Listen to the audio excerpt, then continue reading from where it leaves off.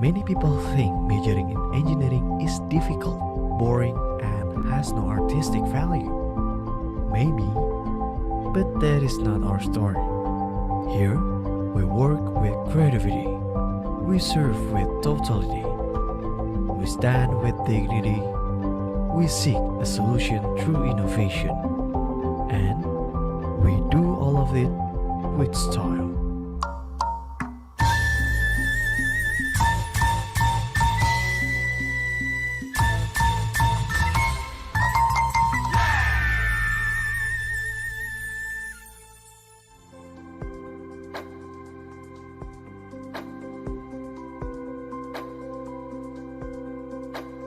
Welcome to FPTK Universitas Pendidikan Indonesia.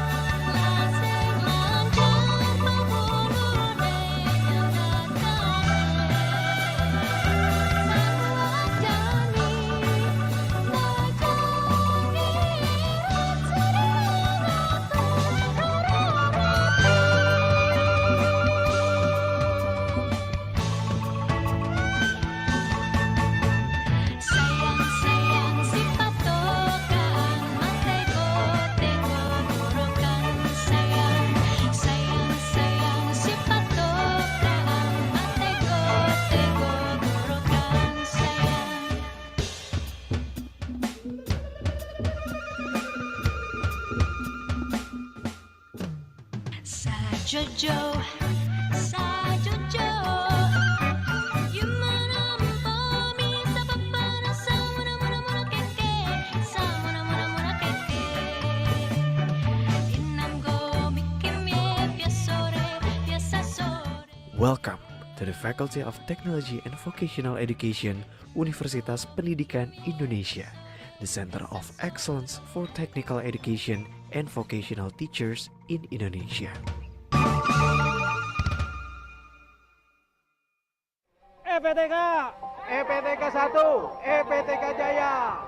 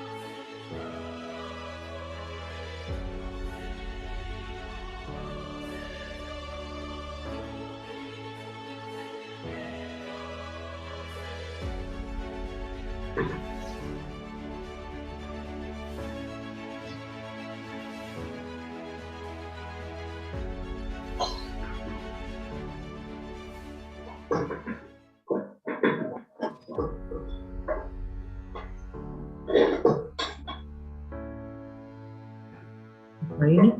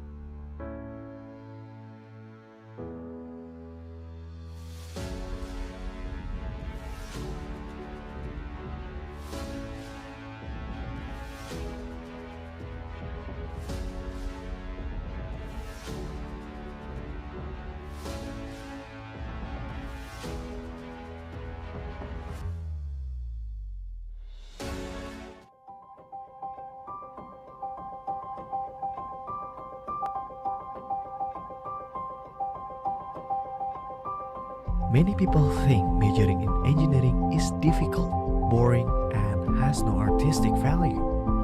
Maybe, but that is not our story.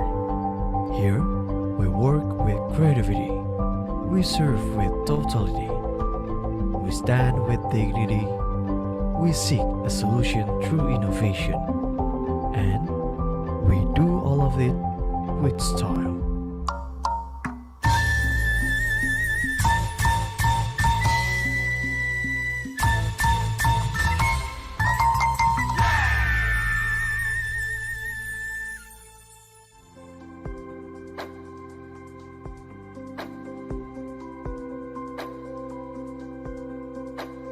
Welcome to FPTK Universitas Pendidikan Indonesia.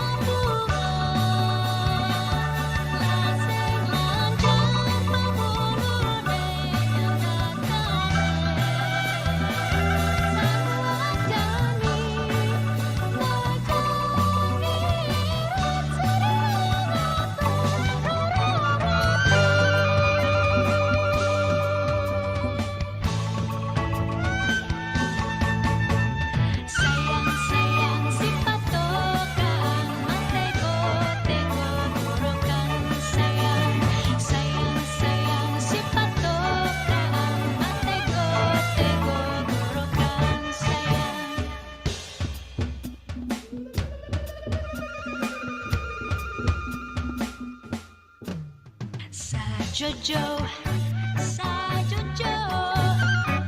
Yumanampomi sa papara sa muna muna muna keke, sa muna muna muna keke. Inamgo mikimye piasa sore. Welcome to the Faculty of Technology and Vocational Education, Universitas Pendidikan IPB.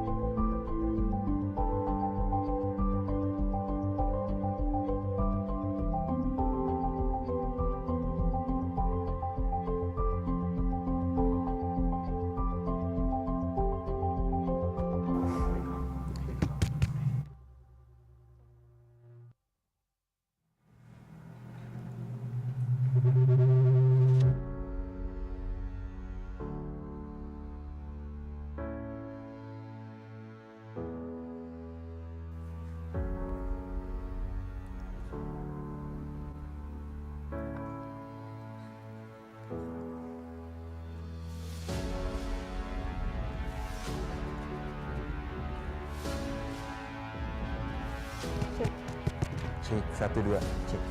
Cek.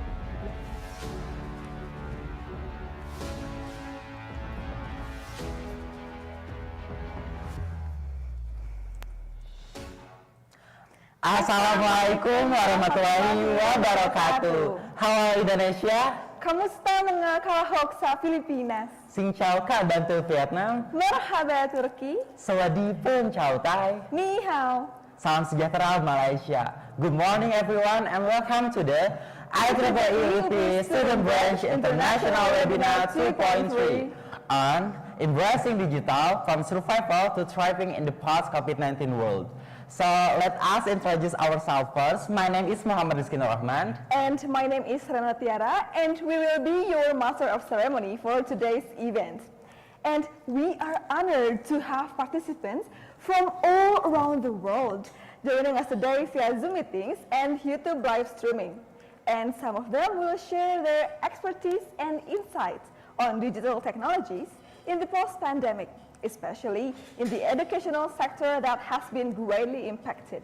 Exactly, and throughout this webinar, we'll be exploring the role of digital technologies in the education sectors and how they have enabled educators and the students to navigate the challenges of the pandemic. And we are fortunate to have distinguished speakers today to share their experience and insight. Yes, and also we encourage all participants to actively engage in the discussion and share their thoughts and questions with the speakers, because we believe that through open dialogue and question, we can embracing digital technologies and thriving in the post-pandemic. Exactly, and for your information, that today's speaker is came from China, Thailand, Vietnam, Malaysia, and also Indonesia, and we are delighted to have such amazing speakers today because I'm looking forward to hearing their insight. Sure. And also, I would like to read the agenda for today's event. There are opening, singing the Indonesian national anthem, Indonesia Raya, remarks, presentation, discussion, and closing. And also, there will be a special performance by the student acoustic team of Universitas Pendidikan Indonesia. Okay, before we begin, I would like to remind to everyone to please keep your microphone muted throughout this webinar to minimize any background noise.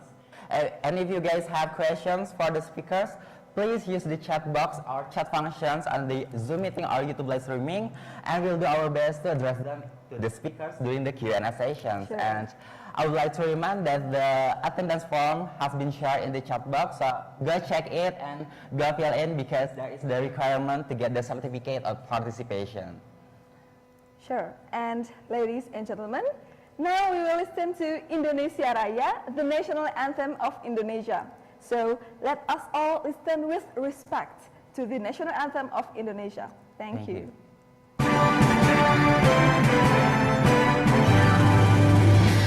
Indonesia, tanah airku, tanah tumpah darahku. Di sanalah aku berdiri, jadi pandu ibuku. Indonesia kebangsaanku, bangsa dan tanah airku. Marilah kita bersama, Indonesia bersatu. Hiduplah tanahku, hiduplah negeriku, bersatu rakyatku semua. Bangunlah jiwanya, bangunlah merdeka untuk Indonesia Raya. Indonesia Raya, merdeka, merdeka, tanahku, negeriku yang tercinta. Indonesia Raya, merdeka, merdeka, hiduplah Indonesia Raya. Indonesia Raya, merdeka, merdeka, tanahku, negeriku yang tercinta. Indonesia Raya, merdeka, merdeka, hiduplah Indonesia Raya.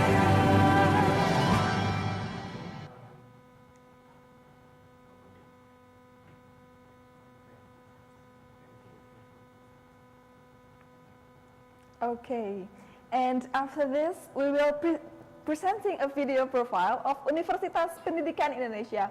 And this video will give you a glimpse of university's history, its achievement, and its vision for the future. Exactly, and one of the leading universities in Indonesia, Universitas Pendidikan Indonesia has been committed to providing high-quality education and research to the students and the community. So let's sit back, relax, and enjoy the video. Sure. Thank you.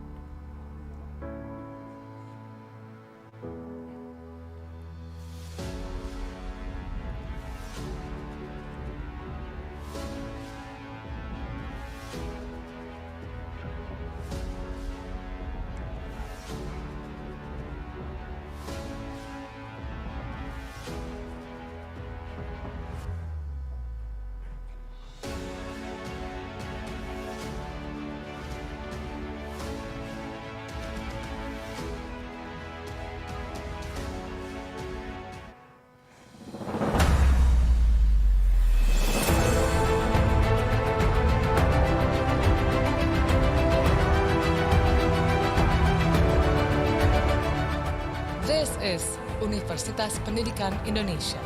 Universitas Pendidikan Indonesia was initially established in 20th of October 1954 in Bandung City as Teachers Education College. The institution was integrated as a part of Pajajaran University, then amended into Institute of Teacher Education and Educational Sciences, or IKIP, and finally re-established as Universitas Pendidikan Indonesia, or UPI. The Bumi Siliwangi building, formerly known as Villa Isola, is the university's main building as well as its icon. Villa Isola, an Art Deco building that currently serves as the rectorate building, is now inaugurated as one of the nation's cultural heritage buildings.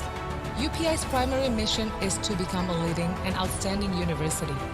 Thereby, UPI is committed to promote academic excellence and nurture innovation and scholarly development in order to be a leading pioneer in the field of education. By having scientific, educative, and religious as its motto, UPI strives to balance the three concepts all in one harmony. Universitas Pendidikan Indonesia is made up of 8 faculties: Faculty of Educational Sciences, Faculty of Social Science Education, Faculty of Language and Literature Education, Faculty of Mathematics and Science Education, Faculty of Technology and Vocational Education, Faculty of Sports and Health Science Education, Faculty of Economics and Business Education, Faculty of Art and Design Education, and UPI also offers postgraduate programs at the School of Postgraduate, including various research opportunities and civic services at the Center of Research and Community Services. Additionally, UPI also offers non-educational courses as a mandate extension of the government to nurture future graduates of non-educational programs. UPI, in its academic implementation, is committed to apply cross-fertilization approach between educational and non-educational programs to mutually strengthen both of the areas. A part of the main campus in Bandung, UPI is strengthened by 6 branch campuses, which located in several locations. UPI Bumi Siliwangi, UPI Cibiru, UPI Tasikmalaya, UPI Purwakarta, UPI Sumedang, and UPI Serang.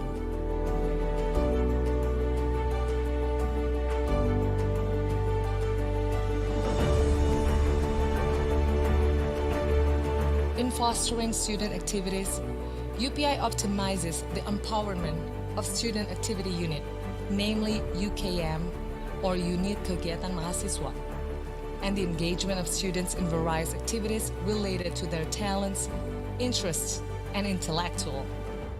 Thus, it is not surprising if UPI students got so many achievements at the national and international level. As the center of the science and education practices development, UPI also has a laboratory schools range from early childhood education to high school level located at the main campus and the branch campuses.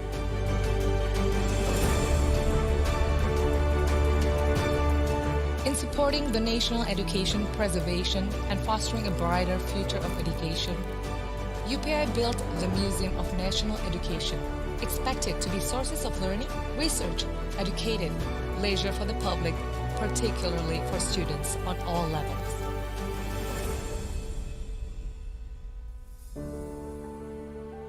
From the dazzling land of Bumi Siliwangi, welcome to Universitas Pendidikan Indonesia, the leading and outstanding university.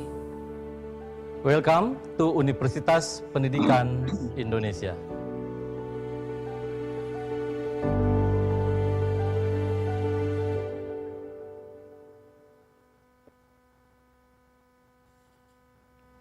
Oh wow, that's what's a great video, isn't it? Okay, so I think let's move on to the next, which is the remarks from our Chief Executive of IEEE UPI Student Branch International Webinar 2.3. So without any further ado, so for Kang Syahrul Aligraha Putra, the time is yours.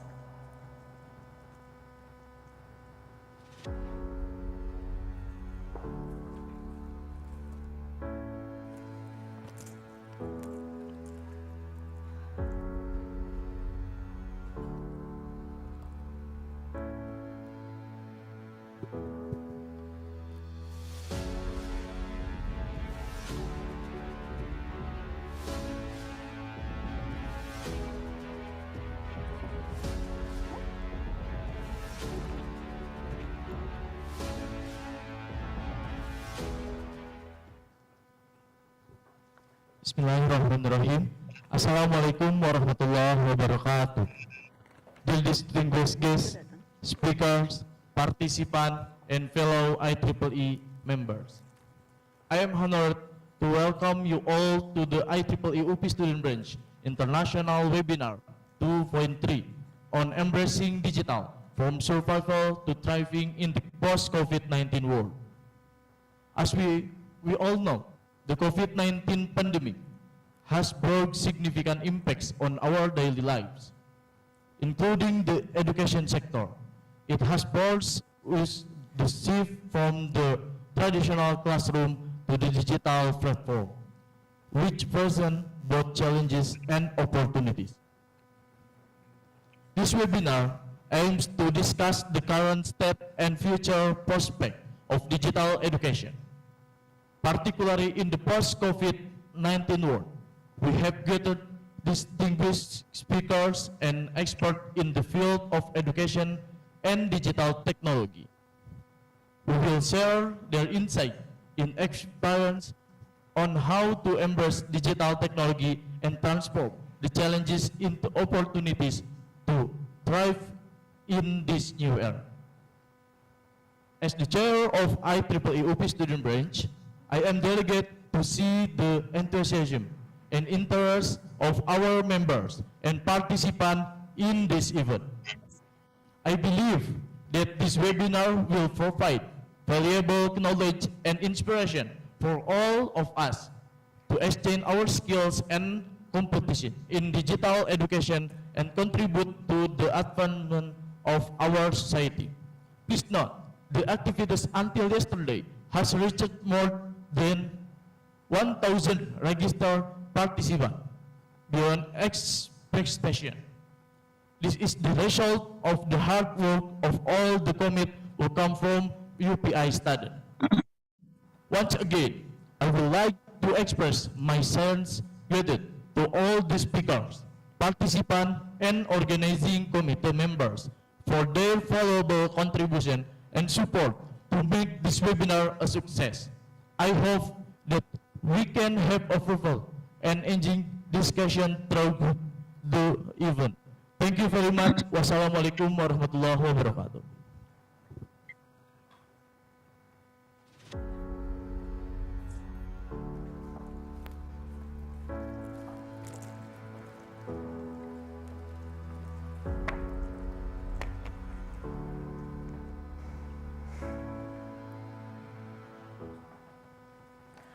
Okay, thank you so much for Kang Syahrul Aligraha Putra as the Chief Executive of this event who has delivered the remarks to the participants. Okay, and after this, we are going to listen the remarks from Directorate of International Affairs of Universitas Pendidikan Indonesia, Professor Ahmad Buhari Muslim, PhD. For Professor Ahmad. Are you here? Hello? Hello, can you hear me? Yeah. Okay. Hello. Okay, Professor Ahmad, the time is yours. Thank you, MC Reno and Rizky Nur Rahman. Assalamualaikum warahmatullahi wabarakatuh. Good morning and selamat pagi to everyone. Honorable the Dean of Faculty of Technology and Vocational Education, Dr. Iwa Kuntadi, the Vice Rector of UPI, Professor Didi Sukyadi, and also Professor Arnon Niyompo from RAPTE representative, and honorable speakers, Professor Budi Mulyanti from UPI, Dr. Kochanipa Aun Supan from Raja Mangala University of Technology, Thanyaburi, Thailand, Dr. Muhammad Maludin bin Ramli from University Tunusen on Malaysia, Dr. Dia Abdurrahman from Nanjing University of Information Science and Technology, China, Dr. Najmuddin Shah bin Zaid from University of Technology, Malaysia, and Dr. Tran T. Chamli from Ho Chi Minh University of Technology and Education, and also organizing committee, lecturers, and all participants from different countries in this webinar. So welcome again to IEEE Students Branch UPI International Webinar 2.3 with the theme Embracing Digital from Survival to Thriving in the Post-COVID-19 World. In 5 minutes, allow me to tell you what UPI has been doing in internationalizations. So this is UPI current achievement in World University Ranking in QS and also in Times Higher Educations. So at the moment we are rated 3 stars, but by subject in education now we are ranked in 201 until 250, top 50 in Asia, and by QS we are number 1 in Indonesia in educations. And also that's our rank in our, and in time higher education we are ranked in 1,200 until 1,500, and we are number 8 in Indonesia. But by subjects in education, by time education, we are in 400s, and especially in engineering, we belongs to 1,000 and also number 11 in Indonesia. So this is our international offers for international students. So we offer degrees in undergraduate, master, and doctors for all programs and major. We also offers dual degrees in undergraduate, master, and doctors for all majors and program. We also invite exchange students, all degrees and all levels for all majors. And we also offers international scholarship, partial and full scholarship. For partial, we offer partial and tuition, full tuition waiver, and also have insurance. And for full scholarship, we offer full tuition waiver, one-return air ticket, visa fee, health insurance, and on-campus accommodation for international students. So this is our international admissions in 2022. We hope to increase more international students to come to our university, especially after the COVID pandemic. And this is the countries of origins of our international students. So from ASEAN, from Asia, from Africa, and also from America and also Europe. This is some of the program of our orientations for new international students. This was held before the pandemics, and then last year after the pandemics. This is our students from different countries. This is our summer program back in 2019 before the pandemic, and also last year after the pandemic. Our outing activity for international students, hiking activity for international students too. This is during the pandemic, we need to switch to virtual as we are doing today. So this is our International Culinary Days, which was organized virtually or online. And this is some of the international students program. During the pandemics, again, so we have a summer program, but all were organized by Zoom or virtually. Starting last year when the pandemic is away, so we start to have a blended student mobility. So we combine online and offline. So we receive students from overseas, from Japan, from South Korea, and also we send also students to these countries based on this engagement. So this is last year, our inbound students coming from Japan and also Malaysia to our university for blended international program. This is our International Student Association, where all the students go together in a group and they have some activities, including the language program courses offered by international students for our local. So that is our international program. So we welcome you virtually and offline to Universitas Pendidikan Indonesia. Very much.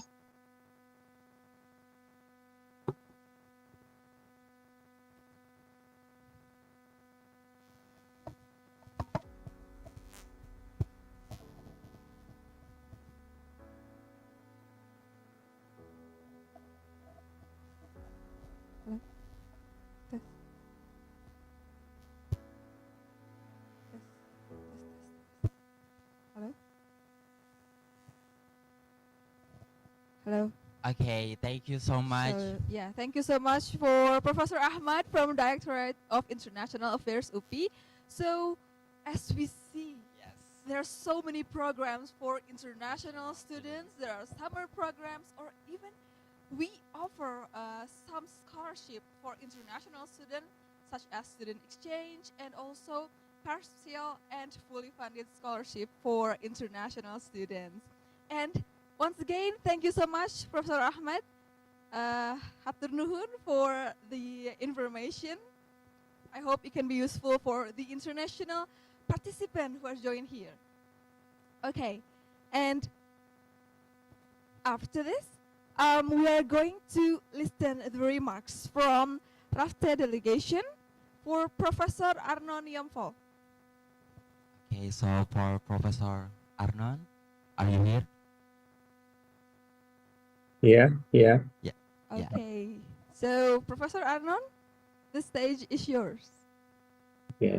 Thank you very much, dear distinguished professor,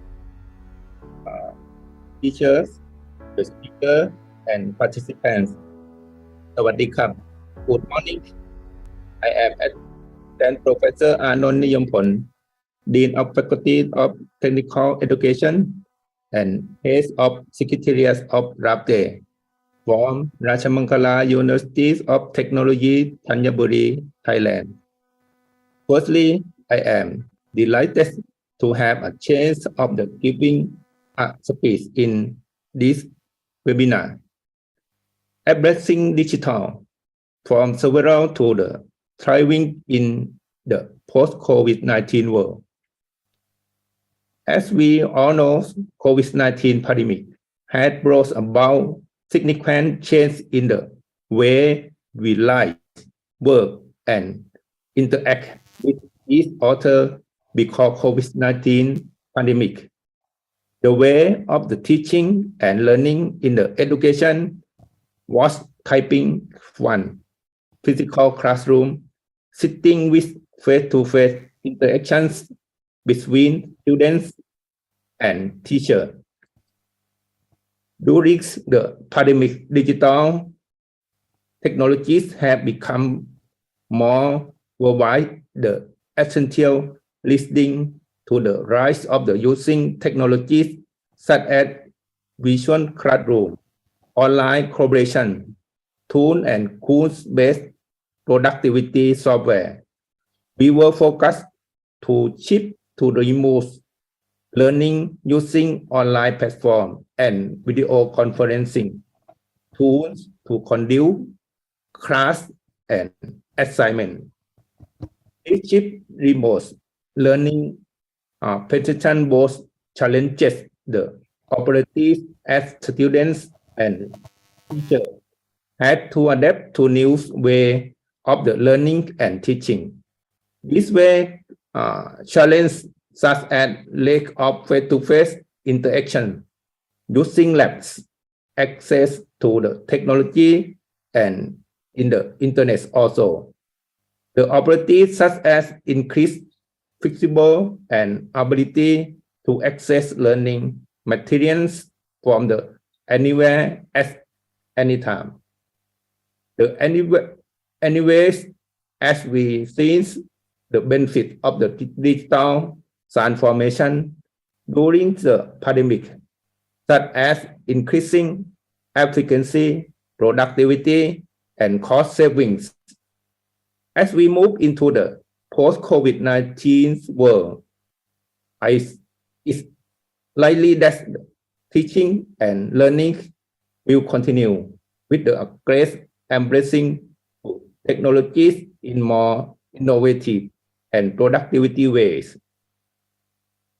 I am excited to hear insight on education and training during post-COVID-19 world. In this web seminar, tools experience and perspective sharing by the speaker, teacher, and students.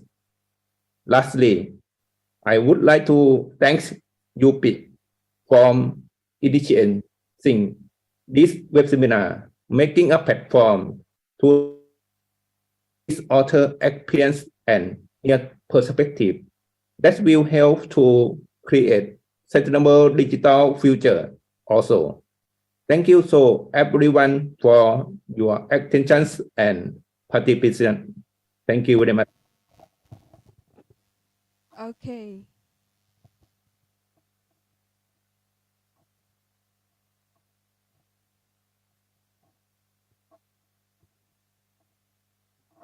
Okay.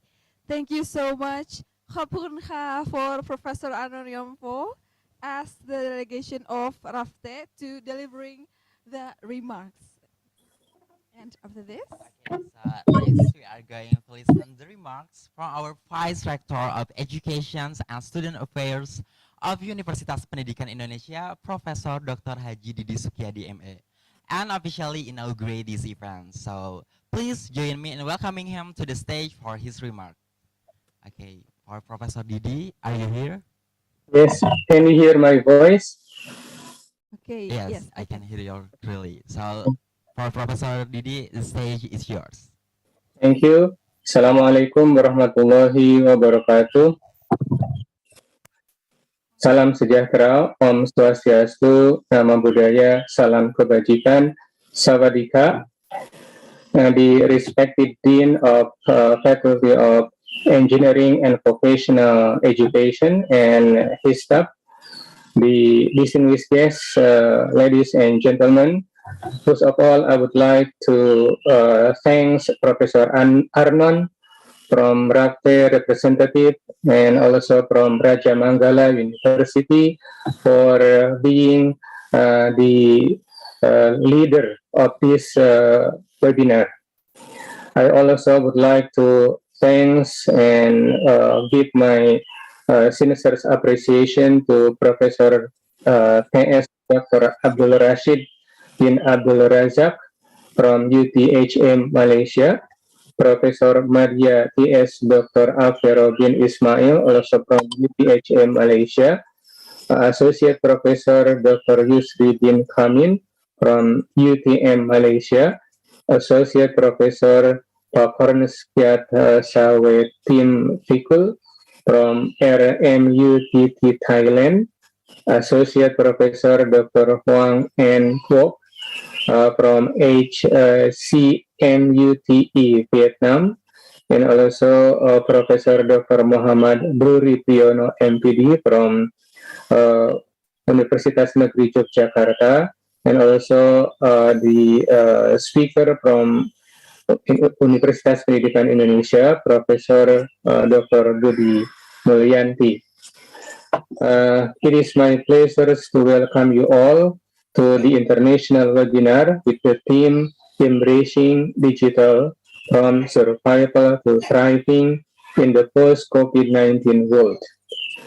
Participants registered more than 1,000 people, mostly students from Indonesia, Malaysia, Thailand, Vietnam, and China. Truly extraordinary. It is an honor for all of you to join us from around the world to participate in this interesting and informative COVID-19 pandemic has presented unprecedented challenges for individuals, communities around the world. It also presents opportunities to grow and adapt, particularly in the digital.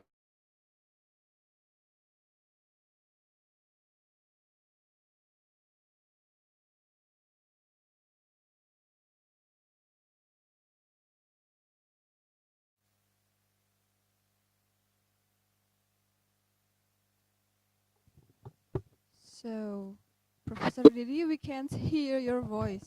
Muted me. The organization can mute microphone. Can you hear my voice now? Yes, but I It's still unclear. yes, Your voice still unclear. there's background noise with your voice. Just a minute. I will try to use my cell phone.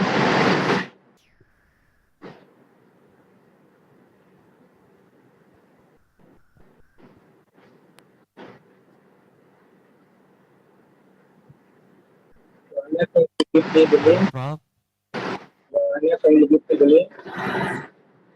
actually, I can hear your voice, but it's unclear because there is noise with your voice. Just a minute. Yes, it's unclear.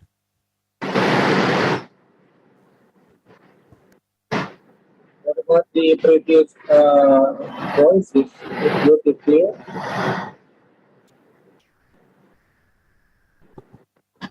I think there are some problems with your Yeah. microphone.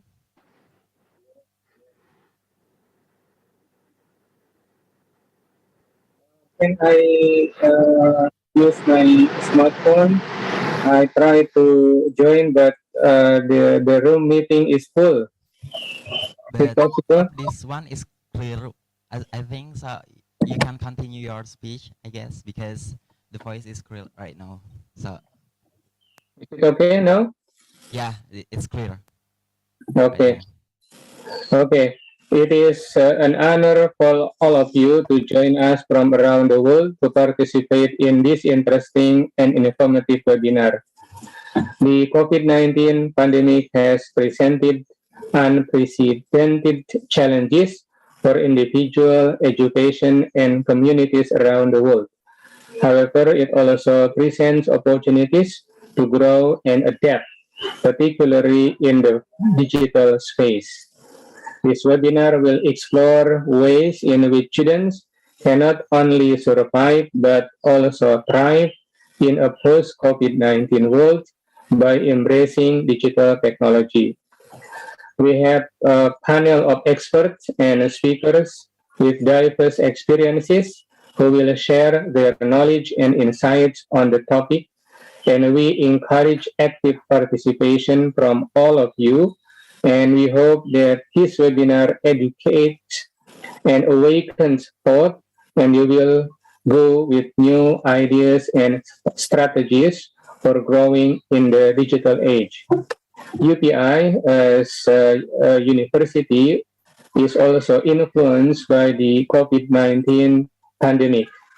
But even though we experienced hard times during the pandemic, some of our colleagues passed away because of the disease. But we also have a blessing in disguise in terms of how we do our education, how we do the teaching and learning process. One of the example is that in the past, before pandemic, when the lecturers uh, could not come to the classrooms because of other appointments from the universities, we had to reschedule our sessions with the students, and it was usually difficult to find a good time for that. But at the moment, after pandemic, we are accustomed to organizing the classrooms from anywhere we are, whether it is in our campus or outside the campus, whether when we are in a country or in another country. There is no problem. So responding to that phenomena, UPI has strengthened the IT system and also the strengthen of the faculty staff capacity in using the technology for learning purposes. So we are starting to widen the coverage of our MOOC. We are also collaborating with other universities, for example, from Korea, to organize online learning from Korea for our students here in our university. We also become a contributor in our national collaboration in online learning. So we contribute on materials in certain subjects that can be taken by all students in Indonesia, and also those written in English that can be taken from other countries, whether they are part of credits or non-credits lessons. So with this, we hope that our students can take advantage of the resources that we have to improve their capacities, so they will become a better generation in the future. Thank you very much for organizing this meeting and for this very good opportunity for all of us to learn. With the permission from Rapte, Prof. Arnon, I open this webinar by reading Basmalah. In the name of Allah Subhanahu wa Ta'ala, Bismillahirrahmanirrahim. I declare that this webinar open. Once again, welcome to the International Webinar Events, Digital Embracing from Survival to Thriving in the Post-COVID-19 World. We wish you a pleasant and enlightening experience. Thank you. A very good morning. Assalamualaikum warahmatullahi wabarakatuh.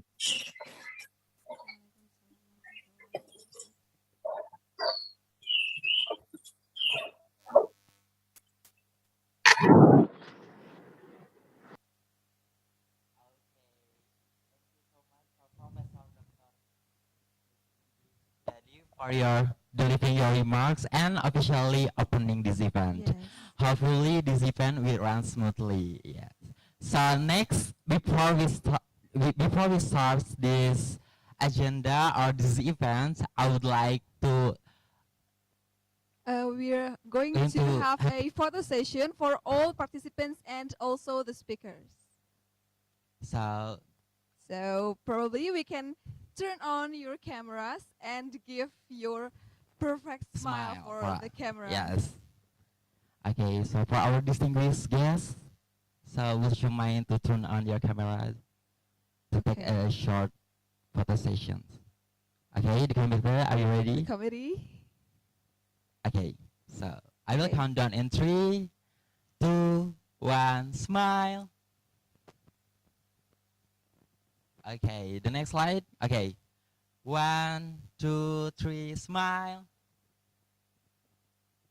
Okay. Next slide, I guess. Okay, once again, I think. Okay, 1, 2, 3, smile. Okay. Okay, thank you so much for all the participants and our distinguished guests for today's event. So after this, it's enough for the remarks, Yes. and we're going to listen to the presentation from our keynote speakers. And before that, I will read a brief profile of her. And her name is Professor Haji Budi Mulyanti, MSI, and she obtained her PhD degree in physics major from Institut Teknologi Bandung. And currently, she is a lecturer in Department of Electrical Engineering Education, Faculty of Technology and Vocational Education at Universitas Pendidikan Indonesia.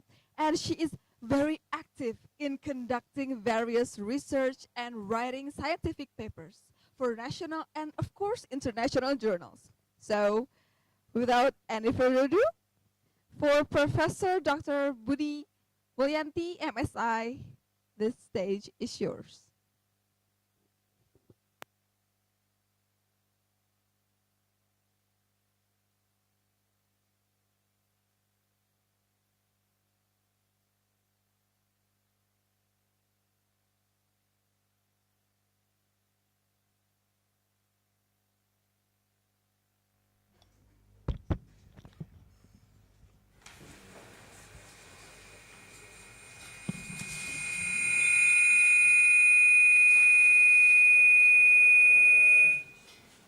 Thank you to the MC, Rizky Norman and Reno Tiara.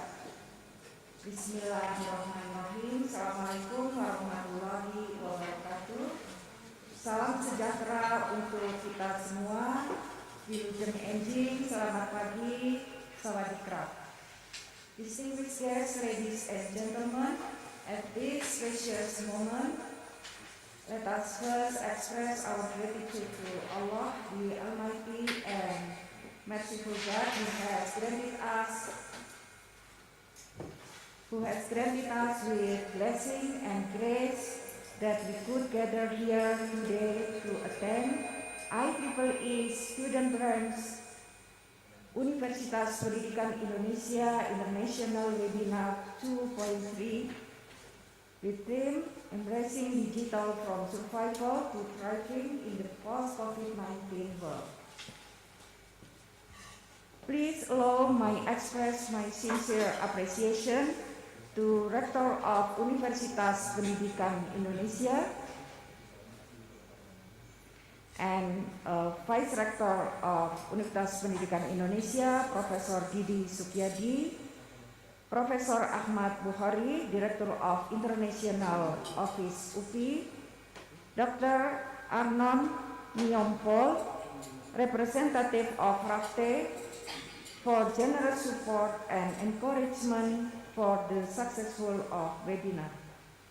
And also UPI IEEE Student Branch, guided by Dr. Anna and Ibu Arjuni, for organizing this webinar very well. The appreciation are also referred to the distinguished invited speakers, Mr. M. Awaluddin bin Ramli from University Tun Hussein on Malaysia, Ms. Tran T. Cham Lai from Ho Chi Minh City University of Technology and Education, Vietnam, Mr. Najmuddin Shah bin Zaid from University Technology Malaysia, Mr. Dia Abdurrahman from Nanjing University of Information Science and Technology China, Ms. Ko Chanipa Atsupan from Raja Mangala University of Technology Janaburi, Thailand. And thank you to all participants for attending this webinar. My presentation will be divided into 4 sections. Next, please. First, I will talk about the background, the identification of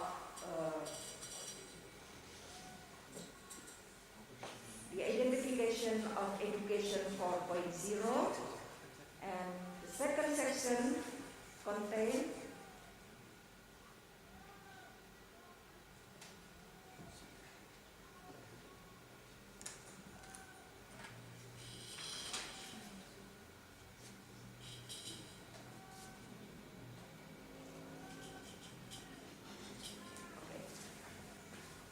I'm sorry for the delay. The second section is about the education transformation to Education 4.0, and the second section contains STEM education as solution.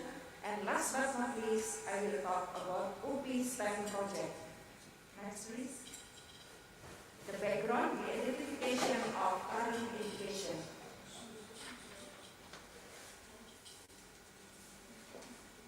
As you can see in this slide, Indonesia is the large country.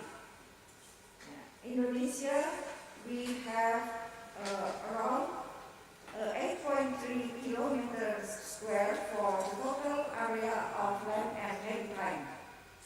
And the distance between Sabang is the westernmost city in Indonesia, and Merauke is the easternmost city of Indonesia.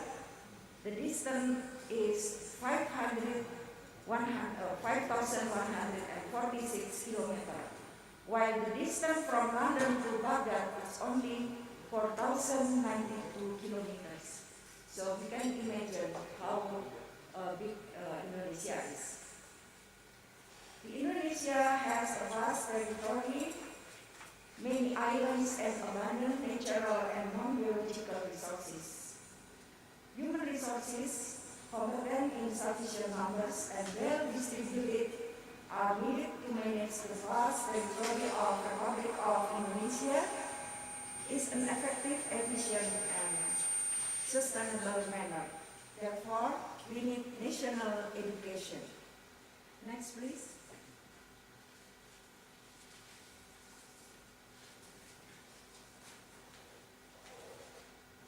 Based on on the population census in 2020 in Indonesia, we have 270 million population, and more than 50%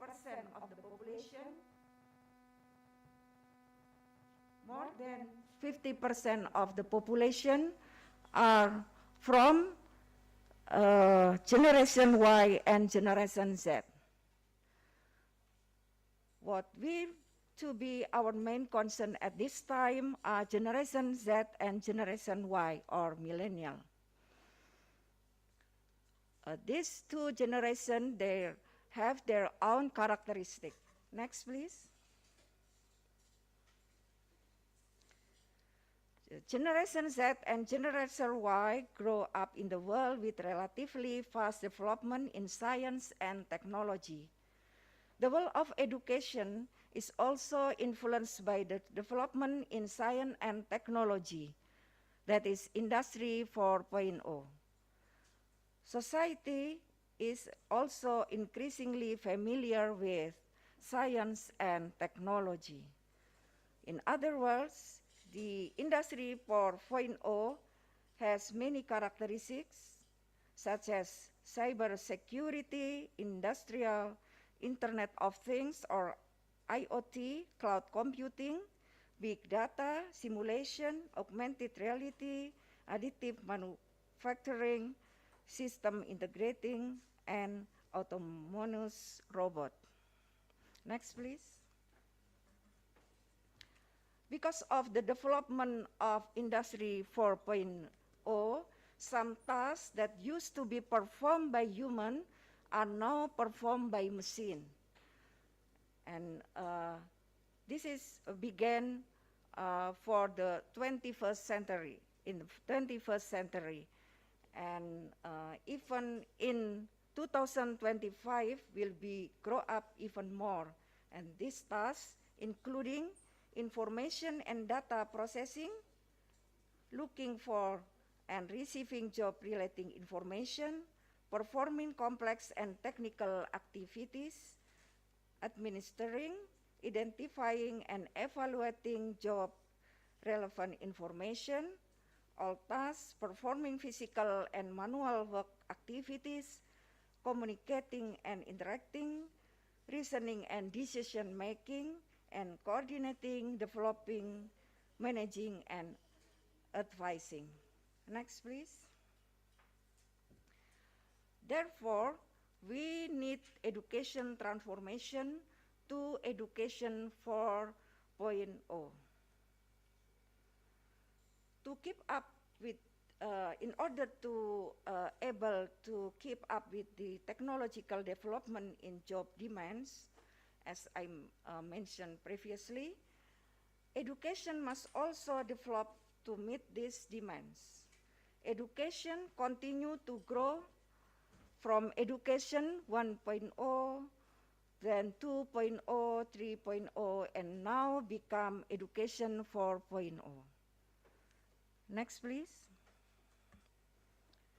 Education 4.0 is current education that utilize digital technology and application, Industrial Revolution Technology 4.0, with new educational goal line. A number of characteristics of Education 4.0 are as follow: anywhere, anytime, personal, flexible delivery, and a student ownership, modular and project, evaluated and examined, practical application, and so forth. Okay, next please. In other words, Education 4.0 has many characteristics such as flexible mode, individual learning, scalable, transdisciplinary, experiential, and hands-on, just-in-time information-based rather than prerequisite-based, flexible source of knowledge and information, flexible mode individual learning, formative assessment of skill growth and ability to learn, acquiring skills rather than knowledge, and most of all, teacher as mentor and coach. Next, please. So it can be said that development of education 4.0 is supported by several aspects or several factors, such as Industry 4.0 and Society 5.0, Generation Z and Generation Y, pattern of thinking and digital work culture, Internet of Things, artificial intelligence, new materials, big data, augmented reality, nanotech and biotech, machine learning, deep learning, genetic editing, cloud computing, additive manufacturing, 3D printing, as well as robotic. Next, please. Based on the previous explanation, STEM education is a solution for education 4.0. STEM stands for science, technology, engineering, and mathematics. Next, please. Science content relating to nature to understand the universe is the basis of technology. The technology contains modification of everything natural to meet human needs, and engineering creative application of scientific principle of design or develop frames, machine, and tools, or a manufacturing process in making redesign that have been made based on various considerations such as economy and safety. Mathematics is a science that studies the regularity of pattern and relationship. It provides an exact language for technology, science, and engineering. Next, please. Why STEM education is so important? Firstly, STEM jobs are the future of our economy. And the second one, STEM teachers critical thinking and innovation. And the third one, STEM classes provide unique opportunity for teamwork. And the fourth one, a STEM curriculum helps students develop project management skill. And the last one, recent events have only made technology skill more important. Next, please. The example of STEM program in Indonesia, building a water filtration system using local material for junior high school with collaboration with National Institute of Education Singapore and Temasek Foundation. The example number 2 is replacing plastic with edible film for junior high school in collaboration with National Institute of Education Singapore and Temasek Foundation, and biopesticide, a better health environmental alternative for junior high school, also collaboration with National Institute of Education Singapore and Temasek Foundation. And last but not least, implementation of STEM post-pandemic robo project for secondary school students in West Java, Indonesia, for junior and senior high school, both for general high school and vocational high school, in collaboration with IEEE and Electron Devices Society. Next, please. Here, I will show you UPI STEM project description. Next, our team member, including Dr. Irma Rahma Suwarma, Professor Lilik Hasana, Insinyur Arjuni Budi Pancawati, Mr. Wawan Purnama, Rur Eka Pawinanto PhD, Ade Nur Hidayatullah MT, Maria Alkiptia MT, and Chandra Wulandari MT. Okay, thank you. Program identification, the problem, ways to design and create robot to help human being in post-pandemic era. And the task, the student will create a post-pandemic robot using Arduino Uno and 4D frame.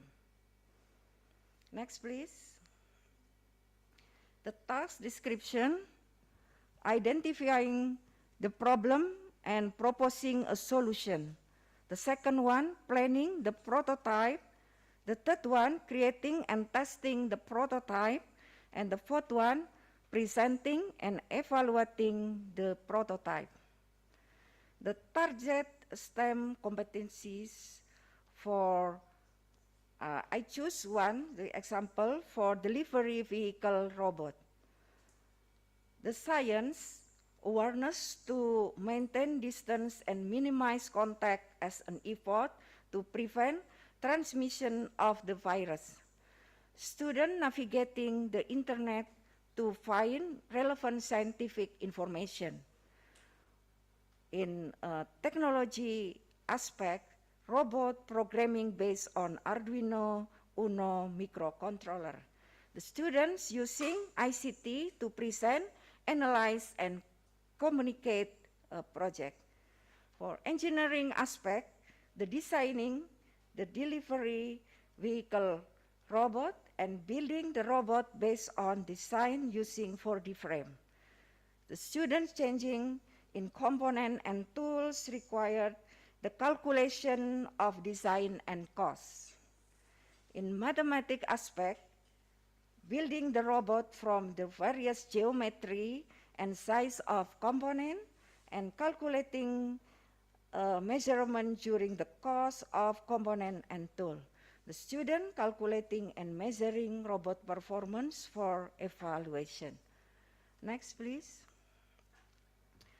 The evidence of student learning, number one, student demonstrate awareness, WHO and government direction to maintain distance and minimize contact as effort to prevent transmission of virus.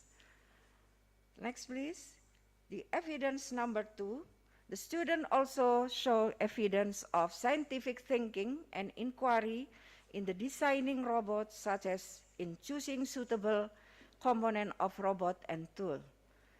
Next, the evidence number three, the student works with team very well. And the evidence number four, the student can execute and evaluate the project systematically. Last but not least, the evidence number five, the student can present robot product as a solution to problem discussed. Next, please. Here I will show you the video of implementation of IEEE EDS project in STEM, Universitas Pendidikan Indonesia.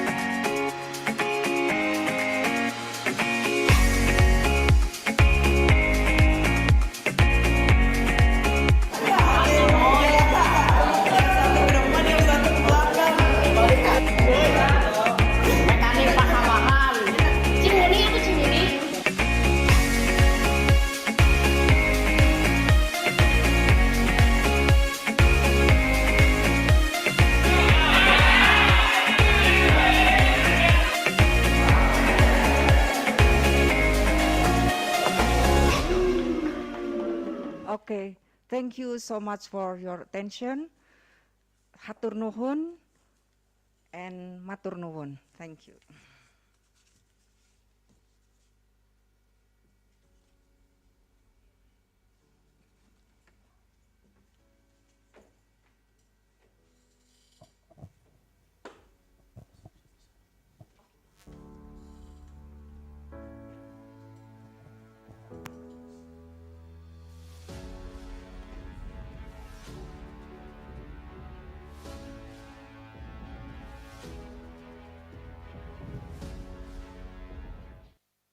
Okay, thank you so much for Professor Budi for the presentation that was very insightful and we can gain many knowledge such as how important the STEM education 4.0 to be implemented to the students and how Universitas Pendidikan Indonesia itself implement it to the students and also it is very important, right? Yeah, that's right. So which is STEM stands for Science, Technology, Engineering, and Mathematics. Sure. So yeah. So please let's give her another round of applause. Okay, so now we would like to invite the Deputy Dean of Students Affairs, Faculty Technology and Vocational Educations, Mrs. Dr. Anna MPD, to give certificate to the speakers as an appreciation from us. So for Mrs. Dr. Anna and Bu Budi, the stage is yours.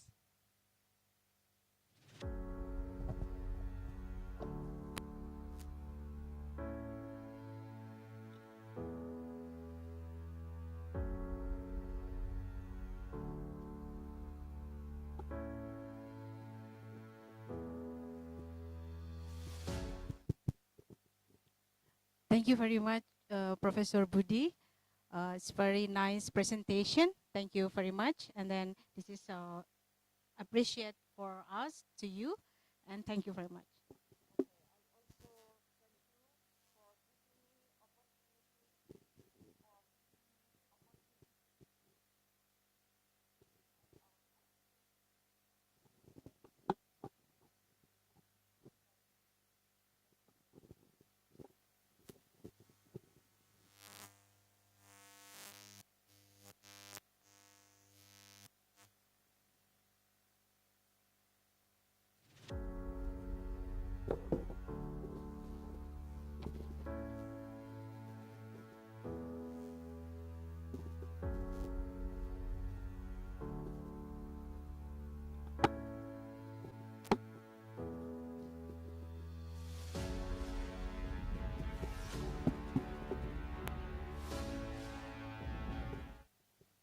Okay, thank you for Mrs. Dr. Anna MPD. And we hope that the information delivered has given us a new perspective of knowledge. And thank you again for Professor Dr. Budi Mulyanti MSI for sharing your expertise with us. So we look forward to hearing you more in the future.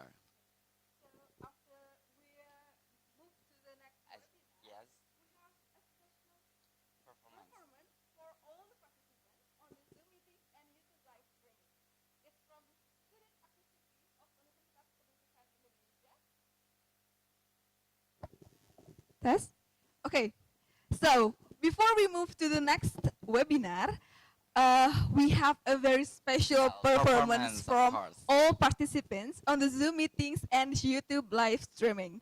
It's a special performance from the student acoustic team of Universitas Pendidikan Indonesia who will perform Zamrud Katulistiwa song by Krisha.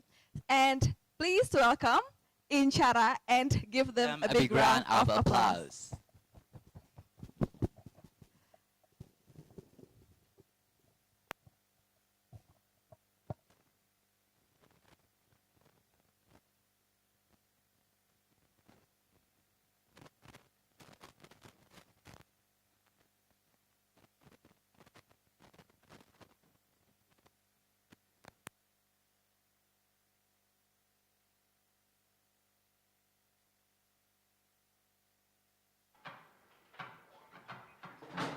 Aku bahagia Katulistiwa. Aku bahagia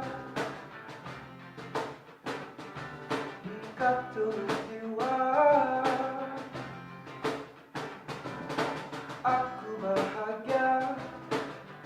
Hidup sejahtera di khatulistiwa. Alam berseri-seri bunga ramita. Bangga ramah-ramah tak dijaga cinta. Surya di cakrawala selalu berseri. Alam indah bernyanyi khatulistiwa. Sana sejuk hawa, hawa sejuk nyaman. Hidup hawa, berkicau dia, bermadiam pun surga. Hadiratnya Maha Pencipta, atas anugerahnya tenang malam. Selalu berseri, alam indah bermain di Indonesia. Negeri tali jiwa, hawa sejuk nyaman. Wajah hidup hawa, berkicau dia, bermadiam surga, bersuka cita. Insani bersama yang aman sentosa. Damai makmur merdeka di setiap masa. Bersyukur kita semua.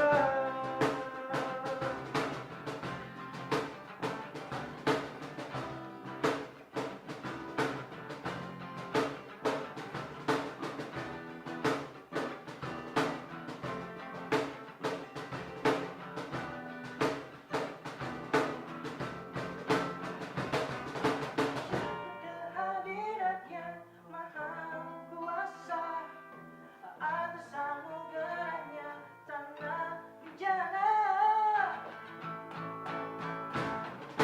Selalu berseri, alam indah bermain di Indonesia. Negeri tali jiwa, hawa sejuk nyaman. Wajah hidup hawa, berkicau dia, bermadiam surga, bersuka cita. Insan di negara yang bebas merdeka. Hukum damai sentosa di setiap masa.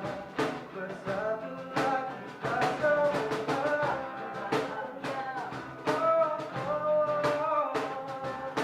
Khatulistiwa. Aku bahagia. Khatulistiwa. Aku bahagia.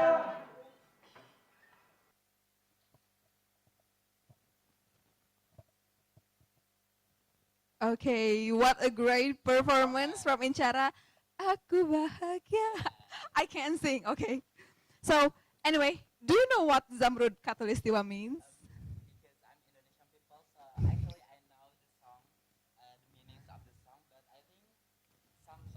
Friends is curious about that. So Okay. I think can you tell them about that means of Jamrud Khatulistiwa? So, Zamrud means emerald and Khatulistiwa means equator. Ah, I Because we see. located in equator. And basically, this song tells about the beauty of Indonesia. Okay, the beauty of Indonesia. Yeah. So the acoustic team already performed the Indonesian songs, but don't worry because the acoustic team will perform an English song. So are you Oh, guys yeah. curious about that? Yes, I'm curious and I can't wait, of course. So be patient because now we are going to our main agenda, that is the first presentations by the excellent speakers. Now I would like to invite our moderator for today's discussions, Davin Arkan Admoko Putra. Please give him a warm welcome as he takes the stage to lead the discussions. Thank you.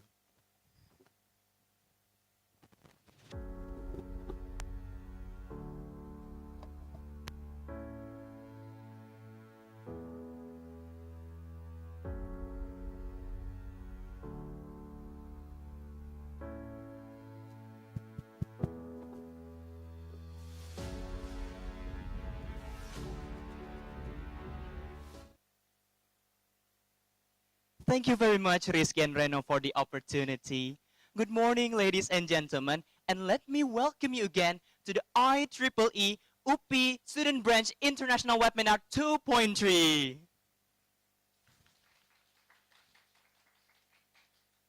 Now, ladies and gentlemen, I hope you enjoyed the performance from our wonderful acoustic group from FPS Day. Now, let me introduce myself. My name is Dafin, and I will be your moderator for today. Now, before we continue, ladies and gentlemen, I would like to pose you a question. I think many of you must have your own interesting stories about studying in the pandemic era. However, have you ever wondered what kind of situations do other universities face in the pandemic era? Have you ever asked yourself what kind of strategies, actions, and even programs do they implement to adapt in the pandemic era? Now, lucky for you, if you ever ask that question, we have 5 presenters from 4 different countries, Malaysia, Thailand, Vietnam, and China, to tell us these exact stories. How exciting. Now, before I continue, I would like to inform you about the concept of this event. So we will have 5 speakers with 10 minutes for each presentation. And then, if you want to ask questions, you may do so at the end of the presentation session, approximately 1 hour after the first presenter. Now, with that out of the way, please welcome our first speaker, Mr. Moh Amaluddin bin Ramli from University Tun Hussein on Malaysia. Hello, Mr. Moh Amaluddin. Are you here?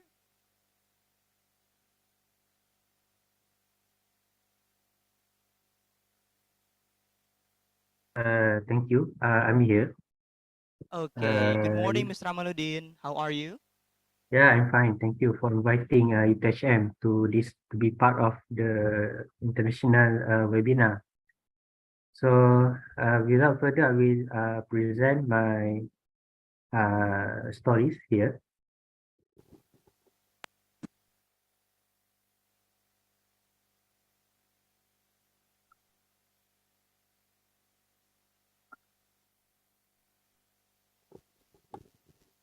Okay, wonderful, Mr. Amaluddin. But before we start, I would like to introduce you to our fellow participants. Mr. Amaluddin brings a wealth of experience in healthcare and education, as well as expertise in education structure and design, project management, and administration. With a Master of Education in Educational Psychology, he is equipped with the latest knowledge and insights on effective teaching and learning methodologies. So, Mr. Amaluddin, are you ready? Yes, I'm ready. Thank you. Wonderful. The floor is yours, Mr. Yeah, good day, good evening, and Assalamualaikum to all delegates and participants. Thank you, UPI, for inviting UTHM to be part of the IEEE International Webinar. So, my name is Muhammad Amaluddin Ramli. So, a brief about myself. Currently, I'm a third-year Doctor of Education student in University Tun Hussein On. So, I will represent my university as a speaker to share with the topic that is not uncommon among us, as most of us here are part of the academic world. So the issues or the topic that we are sharing today, we already experience it, we feel it, and we endure that period, which the impact, we can see it in the world of education today. So the digitalization of education had been given great emphasis since in Excuse the me, year of Mr. 2000. Amaluddin, may I have to cut you for a second? It Ah, seems yeah. that in your presentation, there are some things blocking in the way with your share screen. Would you Oh, please sorry. minimize the Zoom?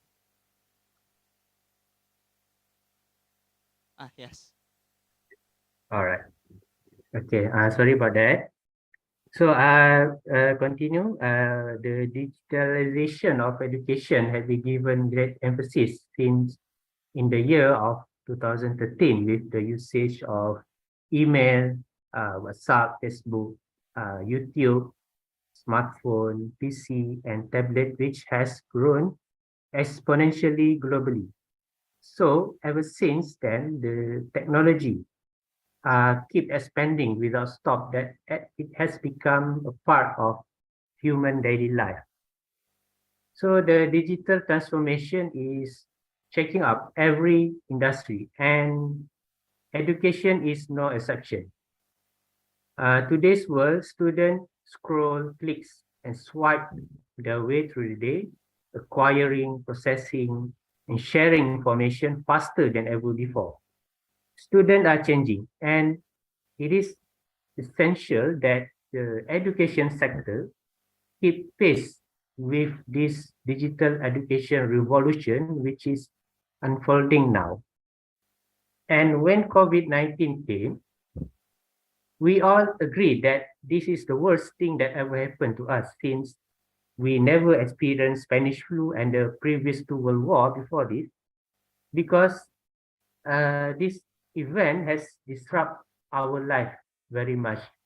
A part of life-threatening virus, very much all of our daily activities disrupted because of movement control, loss of job, economic downfall, and so forth. And this period also, we can see that the closure of school and universities in almost all the countries around the globe to curb the spread of virus. So according to UNESCO, almost 70% of the world's student population are affected. To be exact, the total amount is 1.1 billion students around the world are affected because of the school and the university closure. So there is need for schools and universities to be prepared to switch to online mode to ensure the continuity of education. But many schools and universities, they are not prepared for this crisis.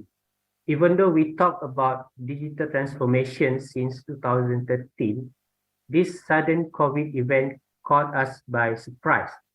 Teachers and lecturers have to change 360 degrees of their teaching method, and students have to adapt to this new environment, which is digital, or in another word is virtual learning. To give exact timeline closure of education institution in Malaysia, we can look at this timeline graph where starting of school and university closure start at 18 March 2020, where the first MCO start in Malaysia. There are several terms to describe movement control. Most of us call as lockdown, but in Malaysia, we call it as MCO. Depends on certain country what want to call the term. But overall, in Malaysia, if I'm not mistaken, we endure overall 4 phases of MCO. And the strictest movement control implemented between the year 2020 and 2021, which is phase 1 and phase 2 MCO. And during this period, there is a critical need to find solutions and strategies from the government to make sure the continuation of education process, even though we are facing lockdown. So among the strategies that was implemented during that time is the usage of Google Classroom. So Google Classroom was one of the most used as an online platform during the pandemic. And it should be noted that each teacher and student in Malaysian public school have their unique Google identification to be used to access their learning management system, which is the Google Classroom. So this approach have boost the utilization of Google Classroom as the primary LMS, or we can call it as the learning management system. Because the Google Classroom, they are simplified and easy to use. The feature which is available have become the leverage used as the LMS. So beside Google Classroom, Education Ministry gave each school the flexibility in deciding appropriate class schedule, online class mechanism, how to check student task and assignment, and the learning assessment method. So this kind of flexible schedule and pedagogy have a positive impact on the online teacher as it offers an opportunity for self-satisfaction even though they are working from home and they are facing lockdown.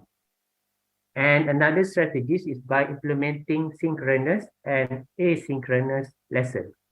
So synchronous interaction allow real-time communication between teachers and students while being in different places. Like for example, video conferencing allows teachers to conduct real-time lesson with students by being at their respective location.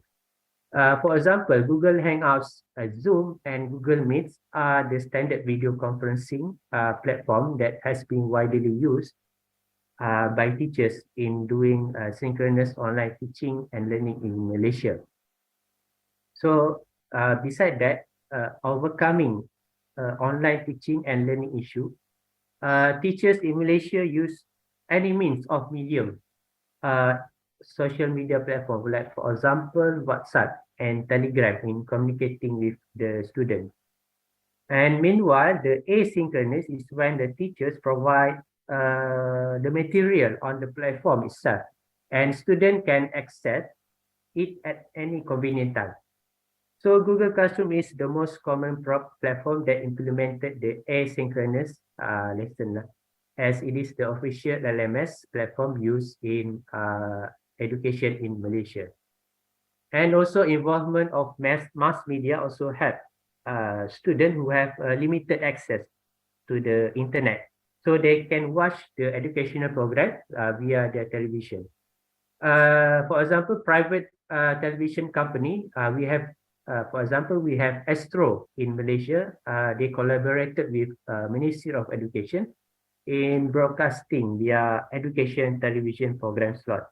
And also students could also watch through national TV broadcasting under their program called TV Pendidikan, or English we call it as education television. So with all these strategies, it is hoping that it can give a leveraging platform to continue with education while at the same time fighting the spread of COVID-19. So even though with all the setback that happened because of the pandemic, but the strategies that were given on that time paved a way for an extraordinary opportunity to accelerate digitalization and create a new learning environment that is much better fit for today's student education. We can all agree that COVID-19 accelerated several aspects, such as moving from physical space towards digital space, and from traditional classroom to self-directed learning. To give much better understanding, I can take my experience along my course of study in Doctor of Education. So I was first enrolled in my study at March 2021 at the very March period of COVID reached a critical stage. So the subject course that I need to take, because in Doctor of Education, you need to fulfill your course subject. Besides, you have to do your full research dissertation, are all in the form of online learning. So does it possess any difficulties along my period of my ODL? For me, it doesn't really difficult to follow up the online distance learning, as especially when you are in doctoral level, you should have that independent learning skill without too much rely on your lectures or physical resource from university. So even though you are on the distance learning, the university is closed, the library is closed, the research center is closed because of COVID, but all the resource you can get all available at the digital space, which is the internet. But the problem with the ODL arise when it involves primary school and elementary school, because this group of age, they are still very much need guidance for their learning, especially involving F2F learning. And F2F, they couldn't get it on that time because of COVID and lockdown. So they need some time to adapt with this self-directed learning. And problem also arise when it involves practical courses such as TVET, engineering, and most of them which require lab and workshop. But as I said earlier, technologies are evolving very fast and adapting according to environment. Technologies like VR and augmented realities really help. Excuse me, In Mr. terms, Momaludin. yes, sorry. I'm very sorry to inform you, but the time is up for your presentation. All right. Okay, sorry. So I will fast forward few minutes. Yeah.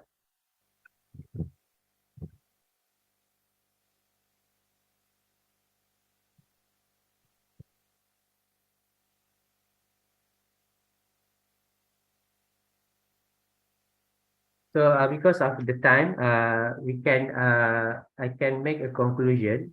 The relevance of physical space in the today digital era. So we must not forget the humanistic level of digital learning, which is will be the conclusion of my sharing. So despite the widespread, the classroom technology generally improves student academic achievement and enhance their motivation to accomplish their tasks in today's digital world, we must not forget that the physical sense of touch, of being present, of texture and space and sound is so important to our life. So it's reassuring to be able to see, to feel, to touch something directly in front of us. Face-to-face conversation is less likely to be misinterpreted, and it leads to better productivity. And our physical space help our experience feel more authentic, and it gives us a sense of stability and control. So without physical interaction, you will feel disconnected. It shows the importance to be connected to one another. Yes, sometimes it's about ensuring the latest technology is incorporated into the education system, but equally so it's about space that encourage socialization, collaboration, and conversation. So it's something that we can ponder on and think about it. And by that, I will end my sharing for today's webinar to give a way for other delegates to share their stories and input. Okay, thank you very much.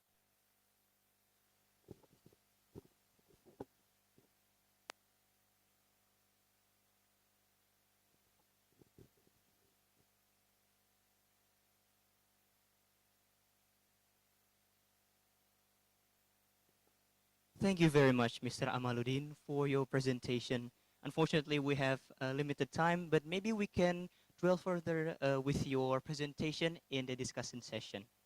Thank you very much once again. Yeah, sure, no problem.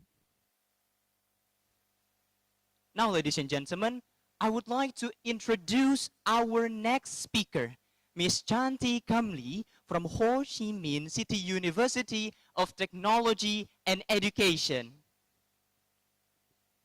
Ms. Chan, are you here? Yes, I'm Okay, here.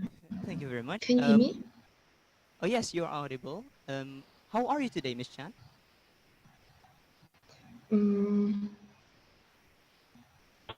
I don't speak. Oh, I'm very sorry. How are you, Ms. Chan? I'm fine. Okay, Thank you. wonderful. Wonderful. Okay, Ms. Chan, before we continue, I would like to introduce you to our fellow participants from the Zoom meeting and from YouTube as well. So Ms. Chan is a student of Engineering and Industrial Management at Ho Chi Minh City University of Technology and Education. Ms. Chan has practical experience as an inter-marketing specialist at Viet Dream Tech and as a tutor for various courses. We are excited to hear her valuable insights today. So, Miss Chan, are you ready? Yes, I'm ready. Okay.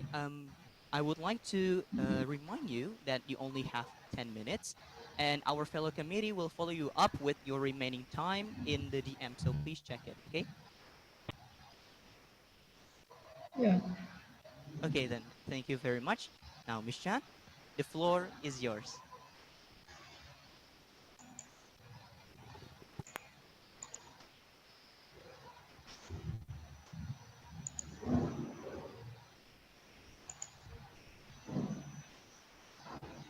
Hello everyone, welcome to the presentation with the topic researching the impact of the COVID-19 patient on the implementation of TQM in production enterprise. Uh, I would like to myself, live from the beautiful country of Vietnam, and I'm currently a final year student at Ho Chi Minh City University of Technology and Education, and the member of my group here, Quốc Triệu and Kim Ngân, and the layout of the article consists of 4 parts: introduction, theoretical foundation, result, recommendation, limitation of the study, and future research direction. As you know, the COVID pandemic is an infectious pandemic caused by the SARS-CoV-2 virus, and its variants taking place on the global scale. In Vietnam, it started at the end of the December of 2019 and has so far caused millions of deaths, making popularized content trends at the time. At the same time, it's called great harm to manufacturing enterprise and making many small and medium enterprise unable to endure bankruptcy.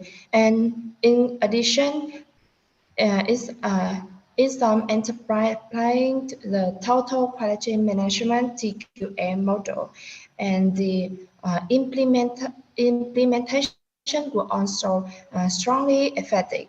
Therefore, studying the influence of the COVID-19 pandemic on the implementation of total quality in manufacturing enterprise in recent years, assessing the influence of factors from the proposed solution recommendation are very necessary.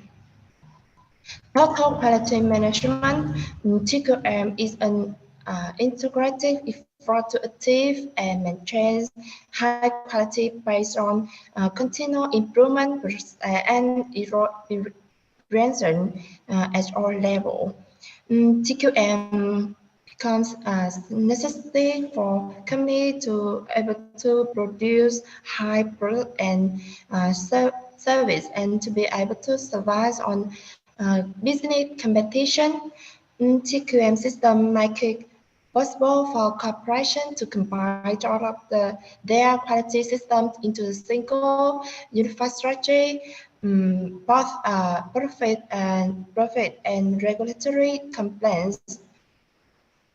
The impact of the COVID-19 pandemic on the implementation of TQM, such as digital leadership, human interaction, lean organization, digital technology, working environment, continuous improvement, and finally, education and training. Firstly, human interaction. Human interaction in the context of the current COVID-19 pandemic, the interaction is greatly lost by the states of Palestine and regulation to prevent the epidemic, such as 5K or 3 place. NATO digital leadership. Digital leadership in the context of a COVID-19 pandemic happens today is necessary to have the right and appropriate digital leadership abroad. Lean organization during the COVID-19 pandemic, which is quite complicated. The organization is also partly affected. Consequently, addressing human resources and the manager method should be trained to suit and in the new situation. Digital technology. The term digital technology means any software, hardware, or network solution that has enabled, expanding, and supported business operation, especially in the time of the COVID-19 pandemic. It could bring more benefits and efficiencies. For example, detecting people who are positive for COVID-19 by the F0 identification camera required, applying digital technology to machine. A working environment in the context of the COVID pandemic, the working environment should be more important because the above factor is much ensure the health of each individual. Continuous improvement. The continuous improvement often mobilize large numbers of employees on behalf of organizational improvement.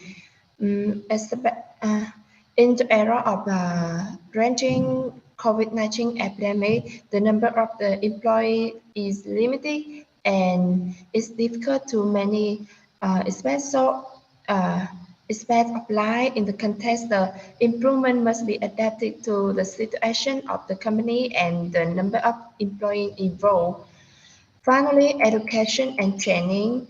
In the context of the complicated COVID-19 pandemic, education and training method face many limitations or challenges, and we should strongly develop innovative and effective training method to manage research effectively. Research in round 1 have 23 variables were accepted and 3 variables were rejected, adding to variables, control variables, supplier, and fault and susceptibility. In round 1, attend to 29 answers out of 39 people who answered in round 1. We received 25 variables were accepted. The analytic research showed the order of the improvised words LD, MT, TT, TC, CT, CN, and GD. After my team conducted the survey and consultation from the expert, our team put out a few recommendations, a limitation of the study, and future research direction. Firstly, recommendation. Enterprise must be use digital technology, bring digital leadership into the management system, and apply transformation management from direct manual to online digital technology transformation to flexible meet requirement needed anytime and anywhere. The working environment in the company should be focused proper coordination between government, regulation, and ways of working will bring high efficiency to both work and manage. Continuous improvement of each situation is absolutely necessary. Next to limitation of the study. First, about the DeFi HIP survey draw, due to the survey and the low number of the people who surveyed in the DeFi 1 and 2 row, because the interview was more difficult and hard to be conducted directly and sent back, the number of survey were low. The second is about area of data collection activity for research only in the city. The number of survey is too low. The third is the limitation on subjective opinion of the surveyor who answers sparing or didn't want to provide information to research. Finally, a future research direction. The research on enterprise applying TQM to recover from the pandemic, and research on trends in TQM implementation before and after the COVID-19 pandemic. And my presentation as well as my group come here is A. Thank you for listening.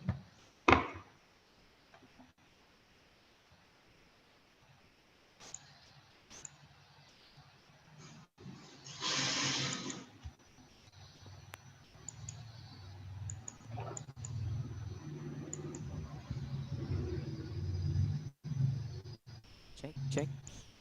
Thank you very much, Miss Chan, for your wonderful presentation. I actually noted some of your slides because you have some recommendations for both industry and education sector, if I believe.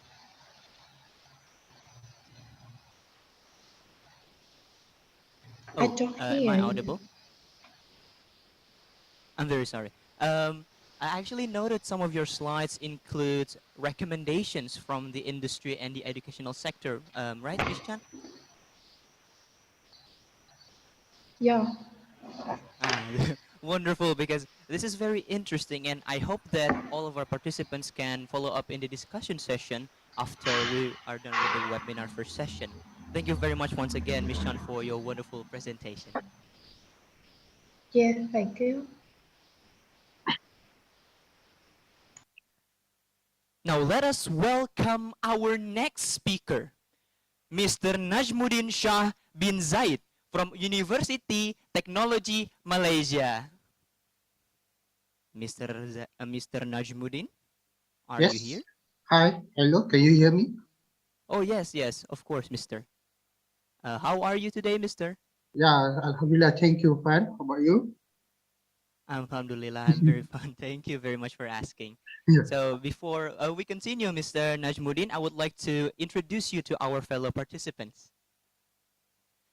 So Mr. Najmuddin brings both technical expertise and teaching experience to our discussion.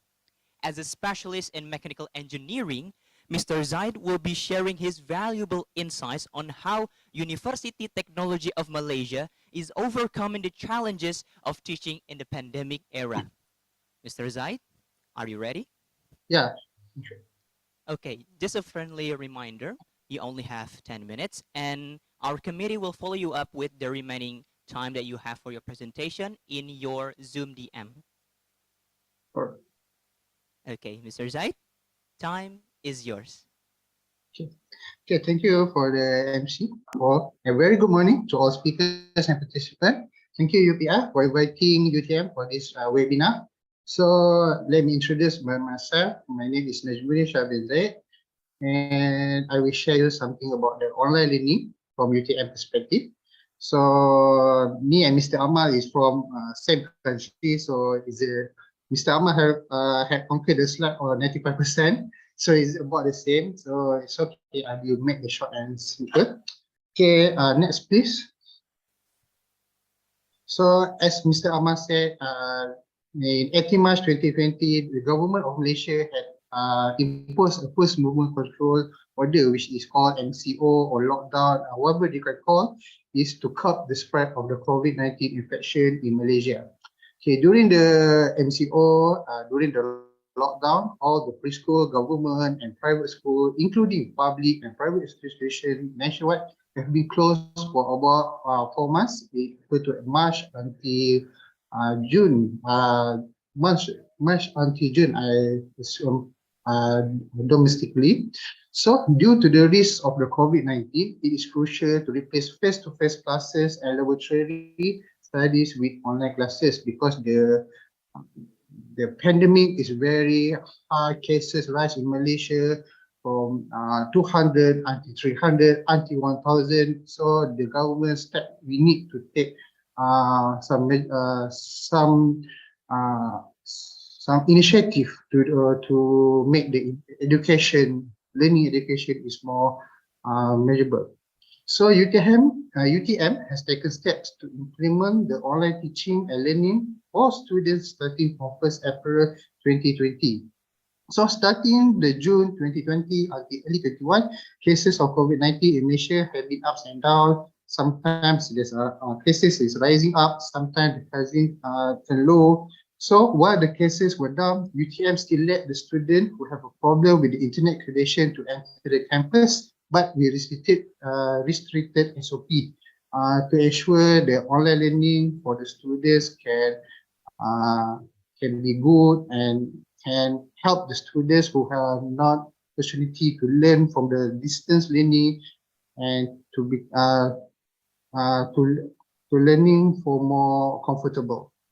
So in 2021, some of the students have been allowed enter to UTM to enter the laboratory study face-to-face for 4 weeks, and the other 10 weeks are in online classes, which is a theory class. So for the full semester, the UTM student will conduct the semester about 14 weeks. So 4 weeks is about the laboratory studies, which is for TVET, technical TVET. The student need to go to the lab to do some experiment, to do some laboratory exercise such as welding, such as maintenance in car, maintenance in aircon. So they need to do that face to face and cannot do by digital. Because we have experience in digital, by 2020, the only practical thing we can do is by watching the video from the YouTube only. So by watching the video in the YouTube only cannot increase the competency of the students. So that's why the UTMs take initiative that 4 weeks for the semester, we take the student to go to face-to-face in laboratory studies, and the other 10 weeks will be the online class for theory.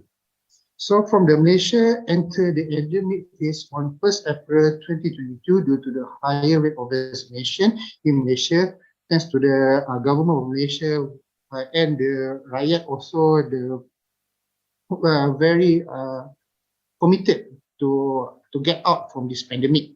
So UTM has announced that the blended teaching and learning can be implemented by 7th of May 2022. Until now, some of the lecturers conduct this kind of method, which is the blended learning during the teaching and learning because it saves time. That's why until now, digital learning is also implemented in our teaching and learning method. Next slide, please. So these are some example of the circular of the department for the UTM, for student movement, student entry for the in the UTM that we allow to enter the UTM for full connection and etc. etc. So the picture below is our former Prime Minister that announced that on 18 March 2020, which is the first MCO that have been implemented in Malaysia. Next slide, please. Okay, online learning in University Technology Malaysia. So UTM recommended 3 main online learning delivery, which is asynchronous, synchronous, and task-based online learning through the various available platforms. So we can go through one by one. The asynchronous online learning means the session did not occur in real time, such as the lecturer will send a link about a pre-recorded video to support the online learning test. The link will send to the Telegram WhatsApp or the WhatsApp. Or the pre-recorded video maybe can be by YouTube link, maybe by recorded video that's sent by Telegram, etc. etc. While synchronous learning online occur in real time, for instance, live learning session. For task-based online learning, the student have given a task that can do on their own or discuss with their friend before submitting the outcome for the task outline. So the task-based online learning is meant to monitor the student progress based on the task given in the online platform. So the lecturer can monitor their students perform well in online learning. Next, please. So these are the medium online learning that the UTM use. First, before the COVID-19 hit Malaysia or UTM, the first that we use for in teaching and learning, which is a big blue button. And then after a time standby, then the UTM implement the WebEx, the Zoom and the Google Meet. Because UTM they prefer WebEx because it's very convenient. And for Google Meet, students like to use the Google Meet because it's free and there's no time limit for doing for using the Google Meet. That's why students when to discuss or presenting something or meeting about something about assignment or so extra. So the student in UTM will use Google Meet because the WebEx has a limited time, which is only 1 hour. That's why the WebEx is only used for the use the lecture only. Okay, next please.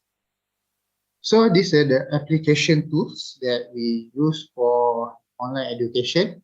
Because nowadays our smartphone is always glued to our hands. We use the smartphone for everything.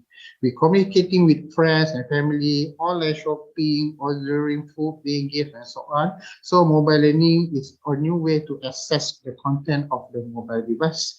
So these are the app, Telegram, WhatsApp, YouTube, and Kahoot. So Telegram and WhatsApp is a software that used to communicating, messaging. It can be used on mobile device like smartphone or tablet or iPad. You can also open a web browser. So with this lecture, a student can have smooth communication, while the YouTube is the best. YouTube video can be easily integrated into the variety education system, especially online education. So lecturer can send some 5 minutes of video regarding to the subject or TVET education so that student can learn from the video and can discuss on the live class session. So next is a Kahoot. Kahoot is just a quiz. Kahoot is just a quiz for to know the student participate actively in the class. So next. So these are some of the picture or screenshot that I kept from my regarding during class or meeting. So the first picture is for me for meeting. We interview a teacher that is based from our class activities. For next is the lecture that using the WebEx for live session class, and the other is Google Meet that widely used on lecture also because Google Meet is very free to use. And as you can see, only the lecture on the camera because the student need to save the data because the student have another class to attend when the COVID when the MCO is. They need to attend another class or one day class. One day they have about 2-3 class, so they need to save the data for 1 day class. Next, please. So these are our LMS, or we call it learning management system that UTM used to send the assignment or the lecture, upload their coursework or assignment or course material for teaching and learning. So these are the UTM use, what we use, which we call it e-learning. Okay, next slide, please. Okay, for when COVID-19 hit Malaysia or UTM, the final exam cannot be done as usual as physically. So the UTM takes final exam to a transformation to a very digitalized another work. So the UTM take for about 3 days final exam because we can't to monitor the student. Maybe the student will be cheat on the paper during the class or using the exam. So the UTM will use another approach method by using high order learning thinking skill to the exam to make the final exam different from the others. Same goes to the project. The other picture is for the final paper or some course doesn't need a final exam, just based on the final based on the project, and the project has been to submit before the week 14 or before the final week of the semester. Next slide, please. Okay, so this is my research and my research with my SB that we have measure the competency level of among IPTA lecturer. IPTA name is Institute Pengajian Tinggi Awam, which is a government higher education institution used in technology and automation. As you can see here, the COVID pandemic 19 had boosted the competency of lecturer in digital and automation to the higher level. As we can see from the table 1, the competency of lecturer is high, as well as the element of competency, which knowledge, skill, and attitude. So I like to conclude my presentation or my sharing that this pandemic that made the lecturer to explore more, to digitize in education, to align with the IR 4.0, which is Industrial Revolution 4.0 or Education 4.0. Now it's about time the lecturer to consider integrating more current technology in their teaching methodology.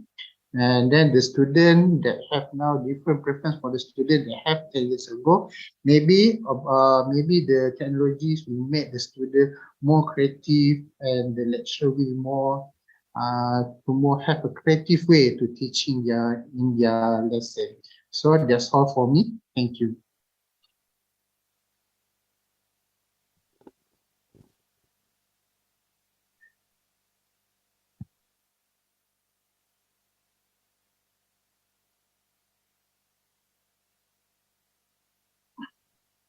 Check.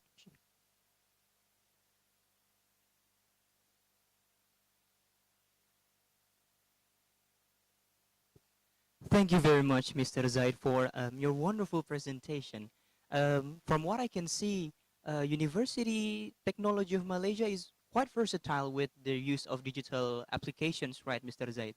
Yeah, It's actually very nice to see that universities use various applications, even WebEx and Telegram, because I rarely see universities use that kind of application in the first place. So that was a very interesting presentation, Mr. Zaid.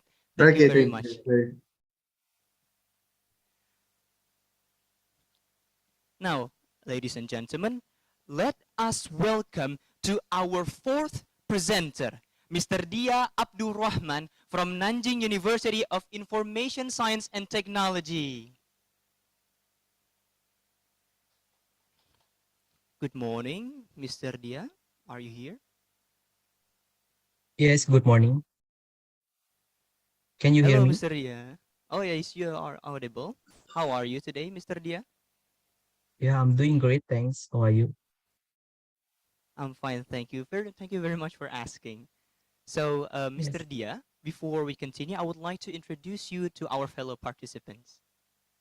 Mr. Dia is an international student from Indonesia, currently pursuing a degree in software engineering at Nanjing University of Information Technology. Mr. Dia's passion for software engineering and commitment to excellence makes him an extraordinary individual. We are very excited to hear his perspective on the range of important topics of studying abroad, especially as an Indonesian student. So, Mr. Dia, are you ready? Yeah, sure, I'm ready. Okay, just a friendly reminder that you only have 10 minutes for your presentation, and also we will update you with your remaining time for your presentation through the Zoom DM. All right. Okay then, I'm gonna share Mr. the Dia, screen now. time is yours.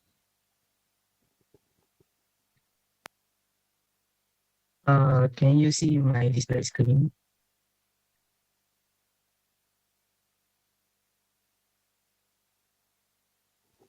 Okay, Mr. Dia, is the share screen visible to you? Yeah. Can you see my display screen? Yes, yes. Yes. All right. So hello, good morning, everyone. 大家好.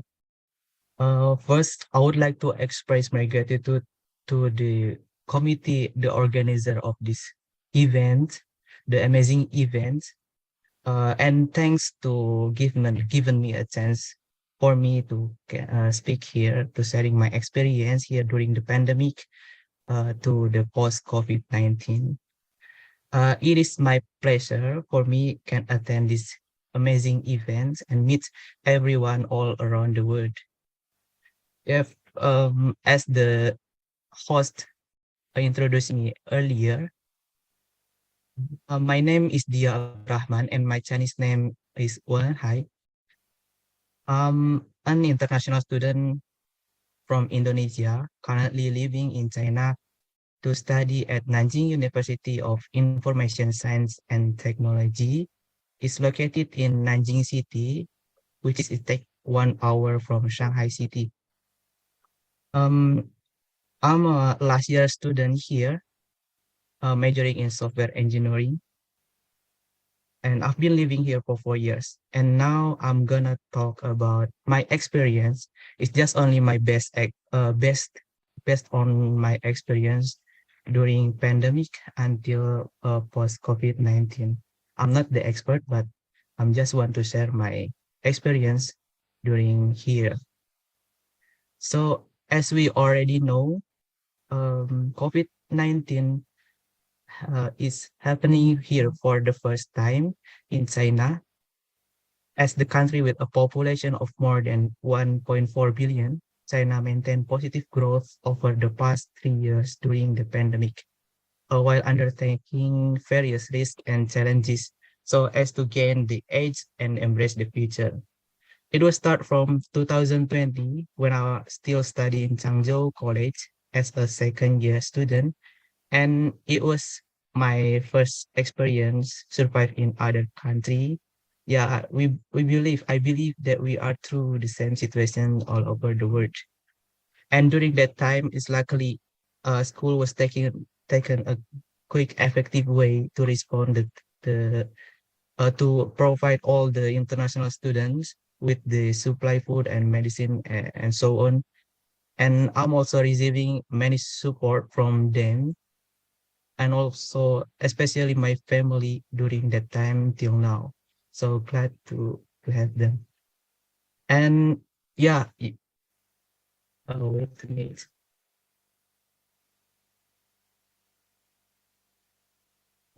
Yeah, as a life is unpredictable, we don't know what happened next. At the time, I'm feeling so much worries that I'm feel so dilemma while most of the my friend are left, but I'm still here. I need to make a quick right decision. It's feeling like, yeah, a dilemma that I need to, should I stay or should I go? But yeah, health matter is one of the reason that I choose to stay here. In other side, really miss my family. One of the reason that I still stay here because I want to pursue my education here and graduate on time. That was in an education reason. And yeah, to living in this stage, this phases, I also gain a new life experience. It is new for me and is a new journey for me. So next slide. Wait. So here are the pandemic time in China is how the lockdown in campus. I've been locked down here for more than 1 year and a half, and here are the under lockdown in campus in our campus that is very strict prevention rule in campus that all students are required to do the COVID test in every day in order to get a 48 hours health report from the system. So we need for me, international student need to do these rules every day. And the COVID-19 pandemic had a significant impact on globally mobile workforce with international professionals and their families particularly affected by travel restrictions, closed borders, canceled flight, and the introduction of new entry restriction for foreign residents from the beginning of the pandemic. So here are the impact in many aspects of field, but I just point out that health technologies, educational system, and study environment that I want to talk about. So in the impact of pandemic COVID-19 is observed in every sector around the world, the education sector of China as well, as world are badly affected by this. However, impact of COVID-19 on education has a few positive outcome apart from the many negative aspects of the pandemic. COVID-19 has accelerated adoption of digital technologies to deliver education. Educational institution move mode or learning and encourage all the teachers and students to become more technology savvy. Learning materials are shared among the students easily, and the queries are resolved by email, phone calls, and using other social media. Teachers here have also adopted new method like through PPTs, videos, conferencing, which are considered as one of the best and fast learning medium at teaching. Students are able to analyze more effectively what they are being taught. Education sector has also suffered a lot of due to the outbreak of COVID-19. It has created many negative impact on education. It's not all the teacher or students are ready for this sudden transition uh, from the face-to-face learning to online learning. Also, adaptation to the new system method of learning, it takes time. The impact of the COVID-19 on the education is many classes are suspended. Here are the fast medium technologies that here in China that we mostly used. Here are some of the technologies that we use. First is Tencent meeting. Tencent meeting is similar like a Zoom meeting that we use to do the conference right now. In Chinese, we called Tengxun Hui is the technologies that the teacher use to deliver their lectures while online classes. Students attend the class through the meeting app. And here are the situation when the teacher take attendance. Yeah, that's about it. Yeah, this is when the teacher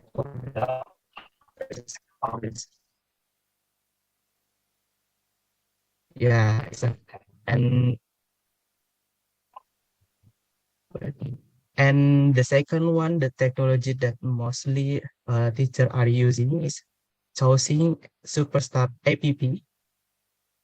Uh, this is technology that teachers are using to share their learning material, such as PowerPoint, PDF, video learning, and also teacher can see the progress of each student. And student can submit the homework, discussion, and do the quiz inside this app. This is how the app was look like. This is the main schedule, assignment, material, and the video learning.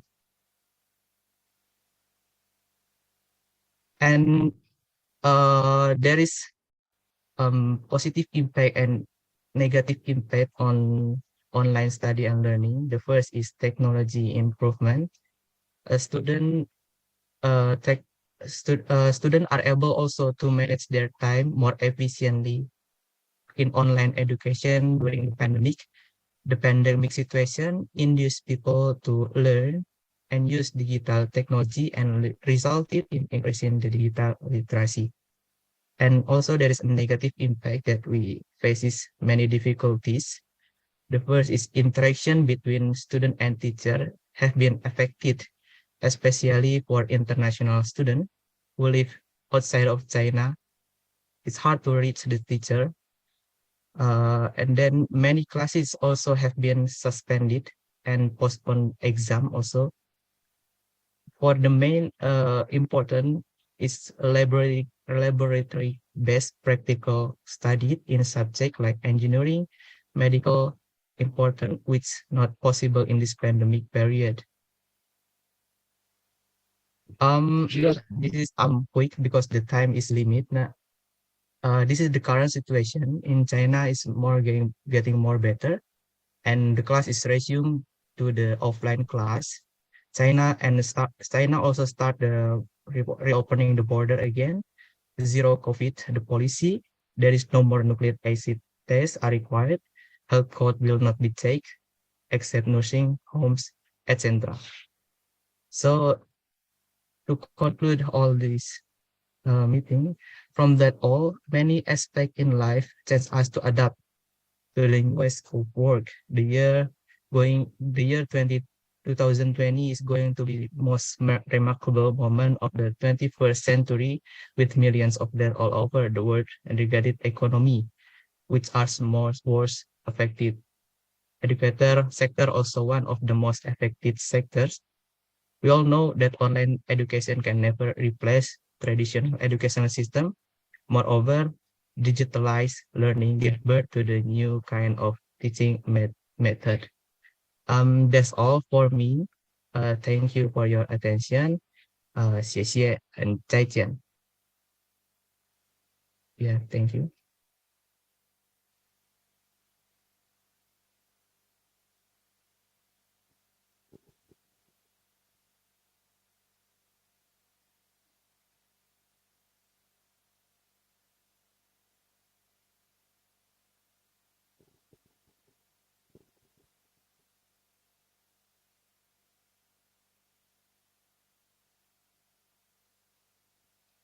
Thank you very much, Mr. Dia, for your wonderful presentation.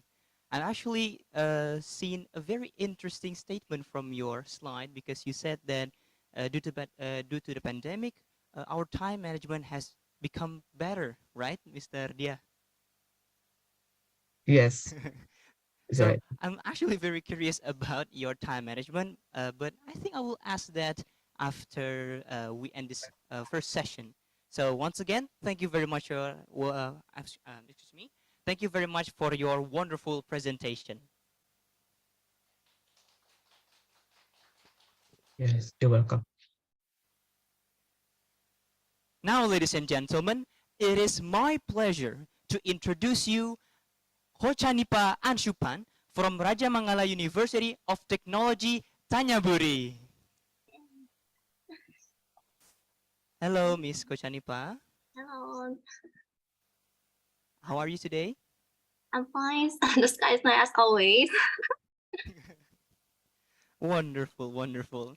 So, Ms. Konchanipa, before we continue, I would like to introduce you to our fellow participants. Yes. So, Ms. Konchanipa is currently pursuing a Bachelor of Science in RMUTT. Her commitment to excellence and passion for technology have allowed her to excel in her studies. Today, we will have the opportunity to hear her insight on what it's like to study at RMUTT during the COVID-19 pandemic. Ms. Anshupan, are you ready? Yes, I'm ready. Okay, nice.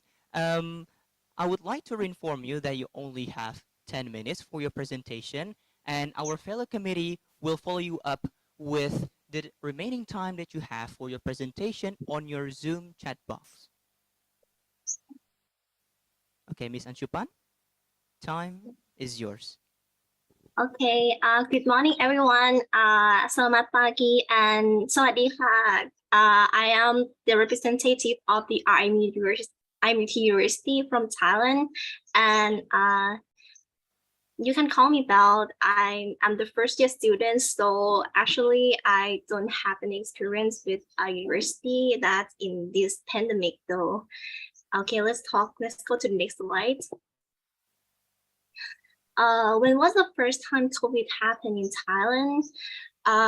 This just depends what I heard from my friend and what all people. The first case of COVID-19 in Thailand was reported on January 13, 2020. Is the participants was 61 years old woman who has recently arrived in Bangkok from Wuhan, China.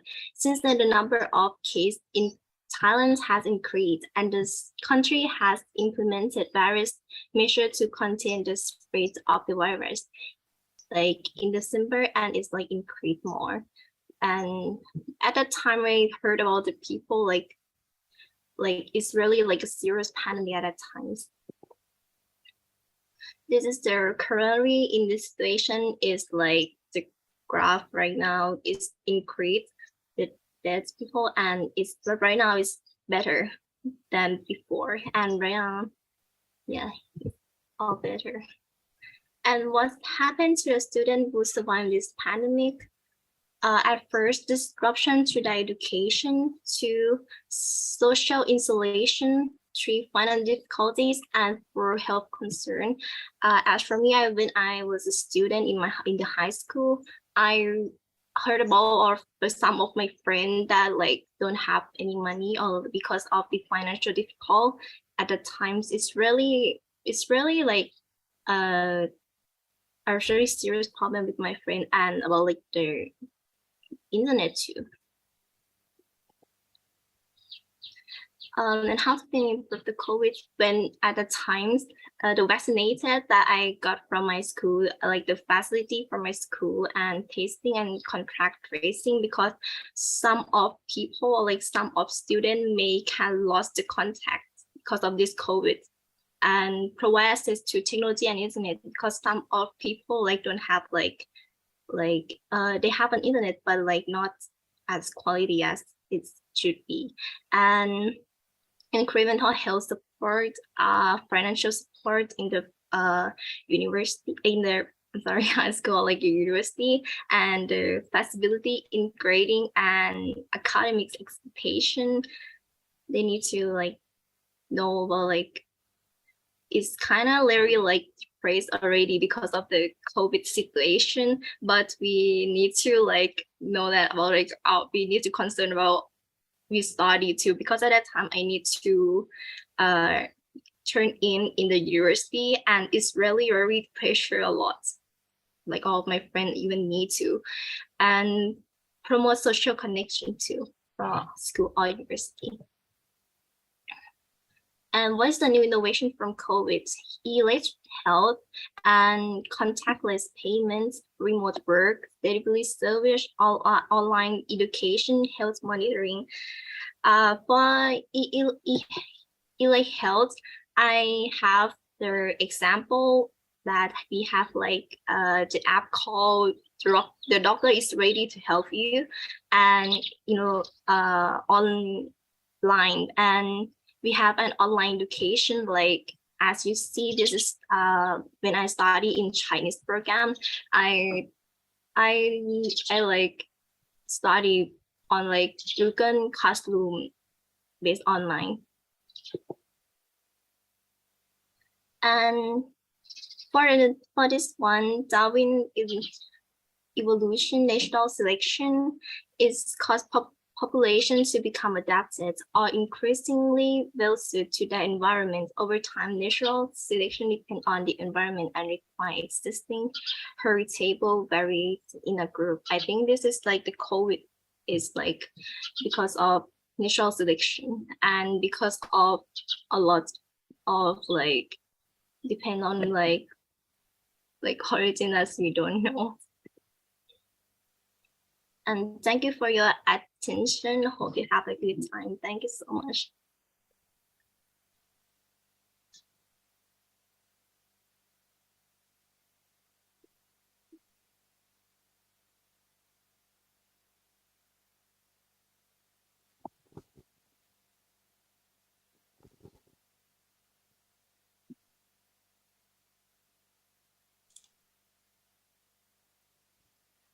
Thank you very much, Ms. Kochanifa, for your wonderful presentation. I actually wanted to ask you this question before Yeah. we follow up with the next agenda. So, are you sure that you're a first year student? Yeah, I'm a little first year student. Oh, wow. You're a first year student and you're already presenting in front of 1,000 viewers, both in the Zoom and YouTube. So, how do you feel? I really know what's the my hands really shaking right now. It's fine because you did wonderful. Thank you so much. Once again, thank you very much, Ms. Kochanipa, for your presentation. Yeah, you're welcome.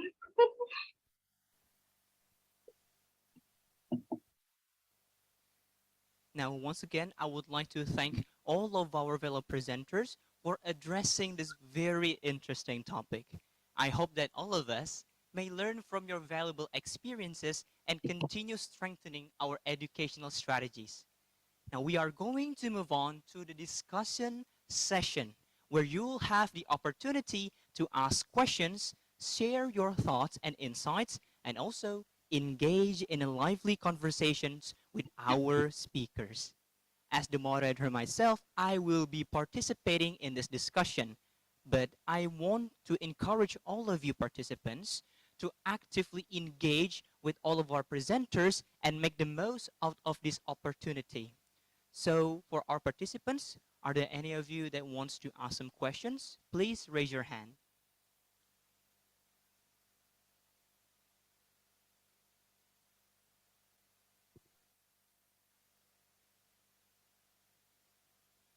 Or if you're still shy, you may just type your questions in the chat box. Are there any one of you who would like to ask some questions? Because we still have a lot of time and you are very open to follow up with a question or maybe even discuss with our fellow presenters.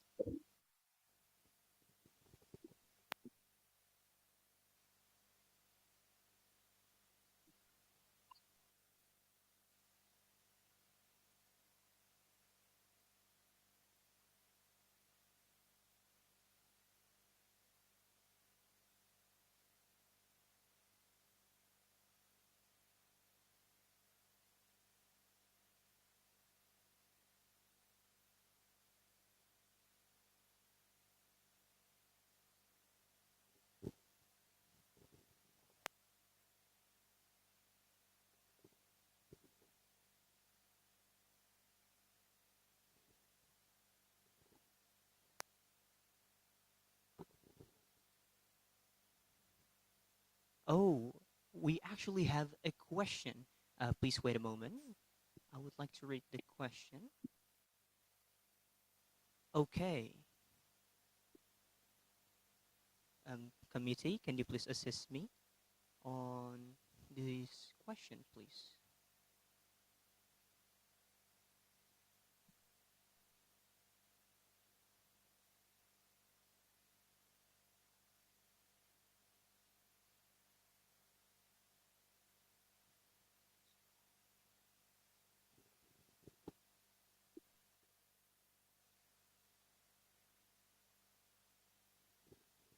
Okay, thank you very much, committee. So we actually have a question, and I'm sorry if I pronounce this wrong, but it is from Pham Anhua from HCMUTE.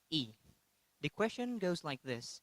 As a student, what should I do to maintain my education progress during the pandemic? Oh, maybe because this question is not targeted to a specific presenter. Would any of our presenter answer this question?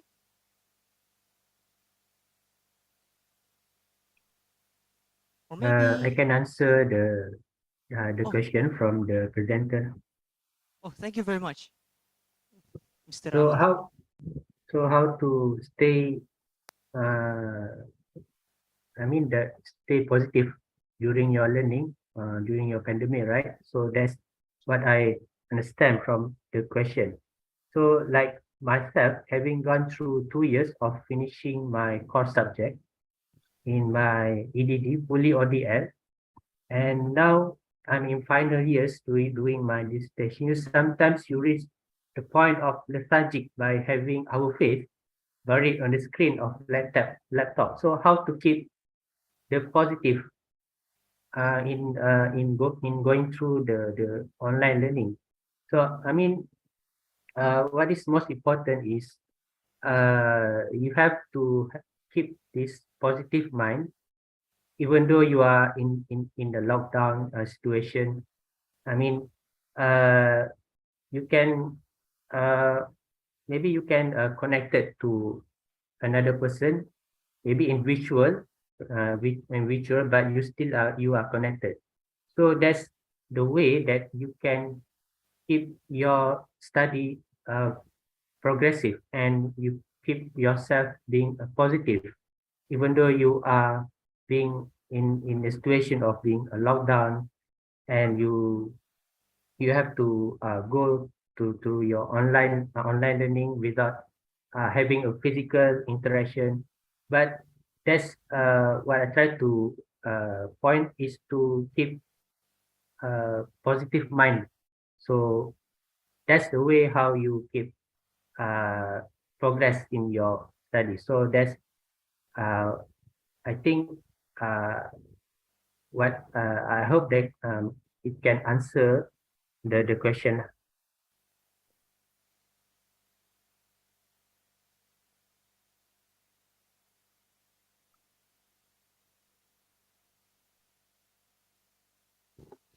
Thank you very much, Mr. Amaluddin, for your answer. So, from what I understand, that we have to keep a positive mind and also to keep studying because we need to express our adversity through these hard times, right, Mr. Amaluddin? Yes, that's exactly what I'm trying to say. Yes, thank you very much for your answer. And probably I would like for another of our fellow presenter to answer the question, the same question. Maybe for Mr. Dia, could you please answer this question? Because I see you as an Indonesian international student studying at China. So maybe you already experienced something like this, but on a higher level. So could you please help us to answer this same question as well, Mr. Dia? Yeah, sure. Me as a student, to maintain my education progress during the pandemic is to manage the environment. You must to build the good environment to learning, because the habit, the consistency to learning is the more important for us to giving progress during the learning. So for me, build the good environment to learning is the one of the to maintain the education progress. Also consistent to learning. That's for me. That's all for me.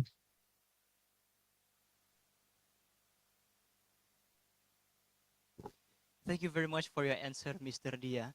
So we have to manage our time, and also we need to look for a very consistent environment for us to study so that we won't be disturbed, Yeah. right, Mr. Dia? Okay, Yes, wonderful, that. wonderful. Thank you very much for your answers. For our fellow person who questioned this, is it already satisfy you with this question?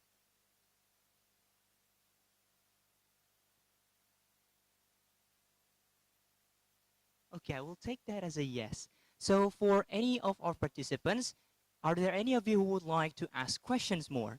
You can just raise your hand, or you can also type your questions in the chat box. Okay, so the answer was satisfying. Thank you very much for your confirmation.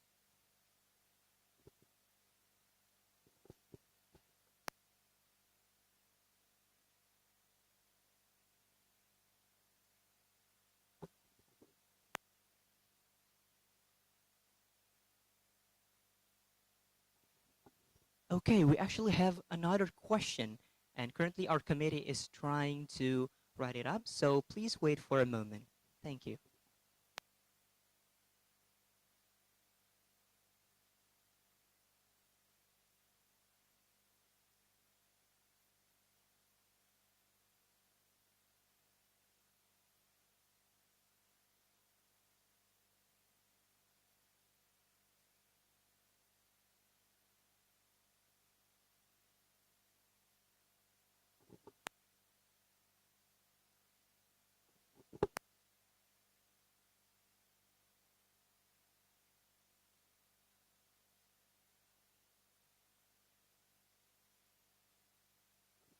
Testing. So we have Unfortunately, this is our last question due to our restricted time, and the question is from Nguyen Kim Tru from HCMUTE. I'm sorry if I pronounce your name wrong, but the question is as follows. We cannot avoid another pandemic in the future. At that time, how will education respond? Will we do the same in COVID-19? Thank you very much for your answers. And for our fellow presenters, does any one of you would like to answer this question?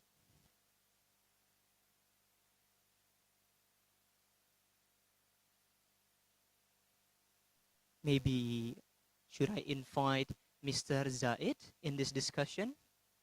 Mr. Zaid, would you please answer this question from our fellow questionnaire, Nguyen Kim Tru from HCMUTE? Yes. So can you repeat the question, please?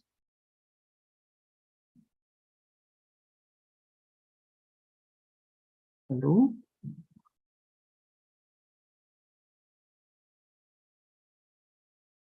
And Najmuddin, the Hello? question is, we cannot avoid another pandemic in the future. At the same time, how will education respond? Will we do the same in the future COVID-19 or in the future pandemic?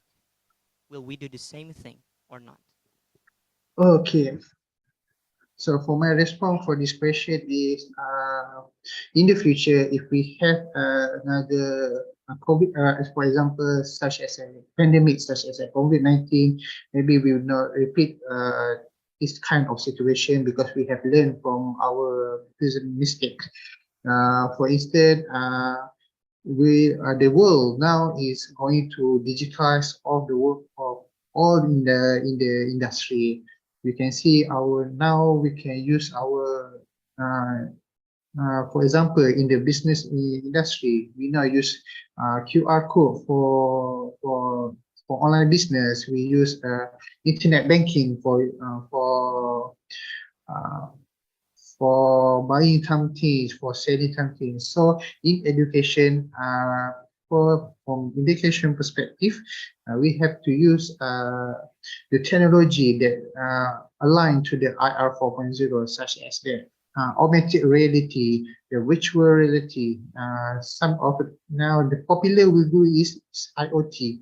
Now now all the education have to be used the IoT system, cloud computing, which is we're using the learning management system, using the Google Drive, Google ecosystem, that we can use the Google Meet to perform the online class. We can use Google Drive to send an assignment or task. So it doesn't matter the online learning will be happen another 10 or 20 years, because we must be prepared to digitalize for all our education.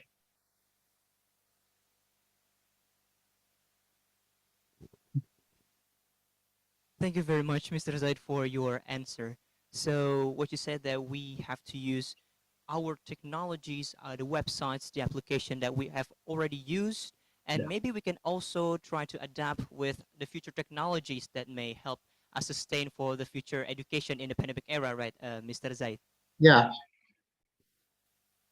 Okay, thank you very much for your answer. Unfortunately, due to our time constraint, we'll only leave it for 2 questions. I thank you very much for our fellow participants that has given us some questions, and also to Mr. Amaluddin, Mr. Zaid, and Mr. Dia as well for answering these questions. And now let us follow with the next agenda, and back to you, MCs Retno and Rizky. Thank you very much. Good morning.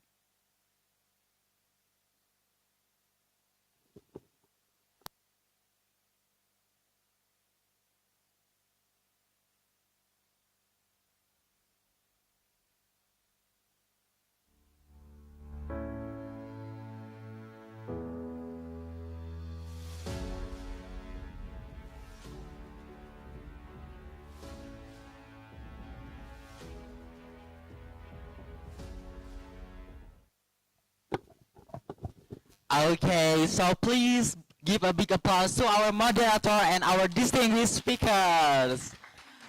Okay, That was such a great discussion. I was so inspired.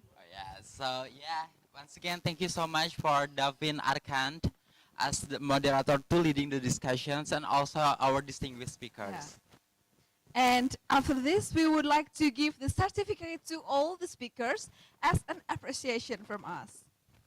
So the committee, please prepare the certificate.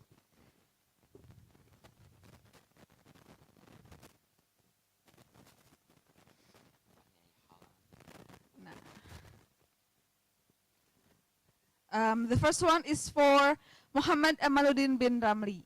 Okay, and the next is for Miss Tranchi Kamli. Next one is for Najmuddin Shah bin Zaid.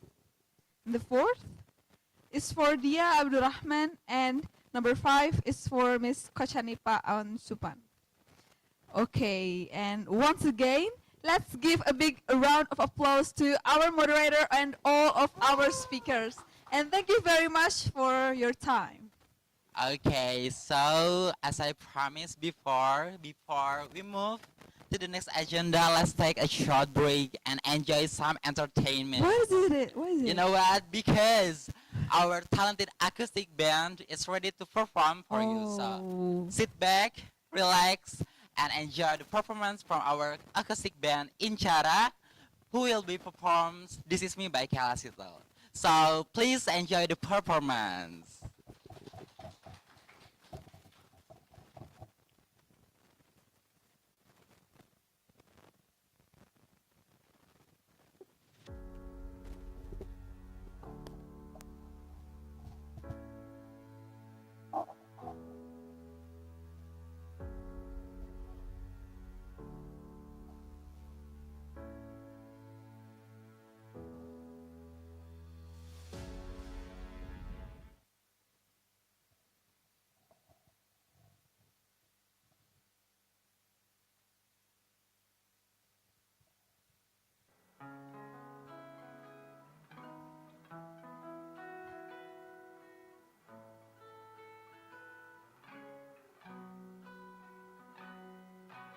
I'm not a stranger to the dark.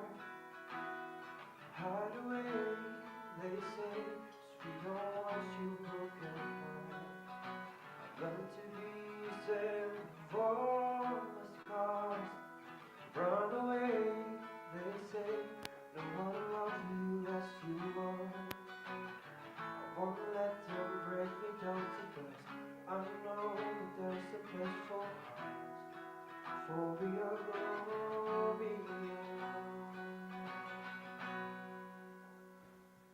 When the sun was wrong, wanna calm me down. Gonna set a foot and draw the line. I am brave, I am weak, I am who you are meant to be. You see me, look out, 'cause you are calling. No mercy, run to the beat I drum.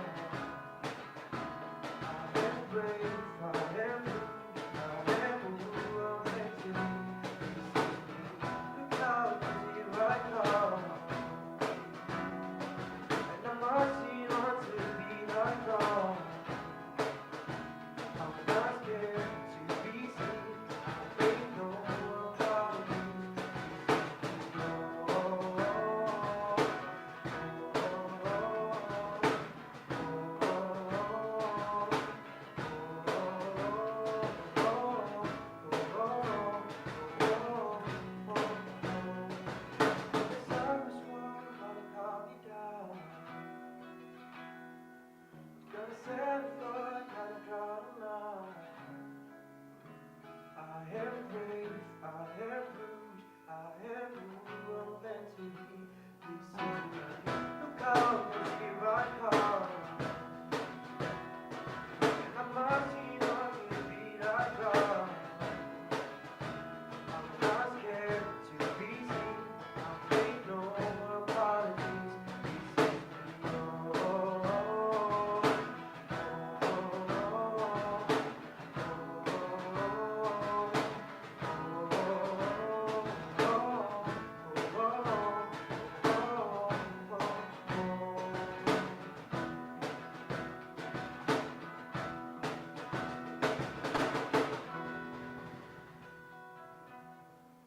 me, Tangan.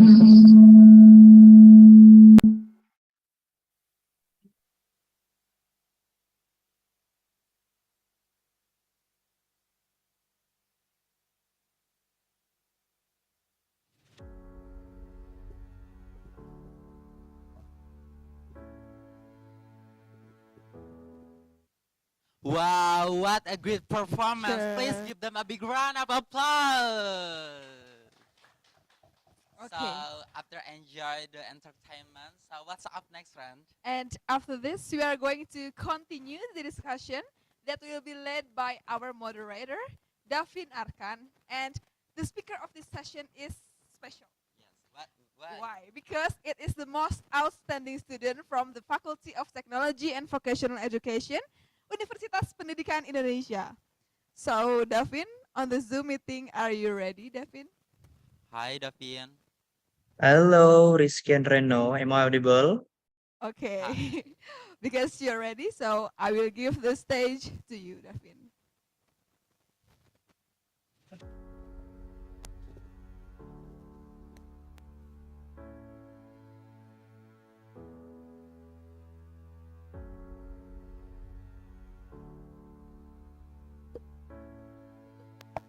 Check, check, check. Check.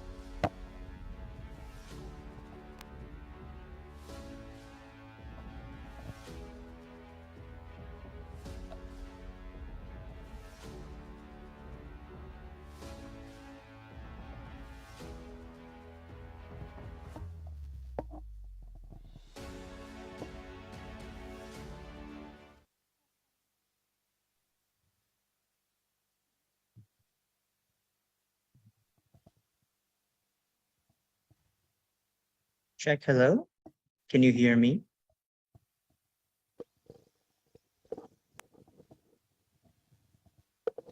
Yes, we can Okay, hear then. you, Davin. Hello. Okay. Okay, hello. Thank you very much for confirming. Once again, thank you very much for my fellow MC, Rizky and Reno, for the opportunity. And once again, I welcome you to our second session of IEEE UPI Student Branch International Webinar 2.3. In this session, we will have three special guests, as you see on your Zoom meeting and also on your YouTube screen. These guests are from Universitas Pendidikan Indonesia. They are the outstanding students of the Faculty of Technology and Vocational Education. Each and every one of our special guests come from different majors. Note, different majors. Their educational experience will allow us to know the diversity of studying in this faculty. Now, I welcome you to our fellow presenters, Khoirunisa, Nabila Sekar Putri, and lastly, Kintar Alifa. Hello, everyone. Hello, Hello, Davin. Hello, how are you today? We good, thank you. We are good, Davin. How about you, Davin? Wonderful. Oh, thank you very much for asking. I am very much fine and happy today. So, for our fellow presenters, before we start, I actually wanted to ask you something because you all came from different majors, right? So maybe can we start from Khoirunisa first? Who are you and from which major you come from? Okay, thank you, Davin, for the occasion as a moderator. Good morning, everyone, and good morning, the honorable all the speakers, all the parties and gentlemen. Let me introduce myself. My name is Hoirunisa from Family Welfare Education Study Program. But I'm not alone here. I have a partner here. There are Hello, my name is Kintara Livaristiana from Electrical Engineering Study Program. And then, Halo, selamat siang. My name is Nabila Skarputri from Agro-Industrial Education Study Program. yeah, we are from Universitas Pendidikan Indonesia. Okay, thank you. Thank you very Especially for our much. friends from far away, like Turkey, all the participants, welcome to Indonesia, especially in Universitas Pendidikan Indonesia. In this occasion, I would like to deliver about distance learning in Indonesia, especially in Universitas Pendidikan Indonesia. Okay, the pandemic has made all education system across the The world. screen, please. The committee.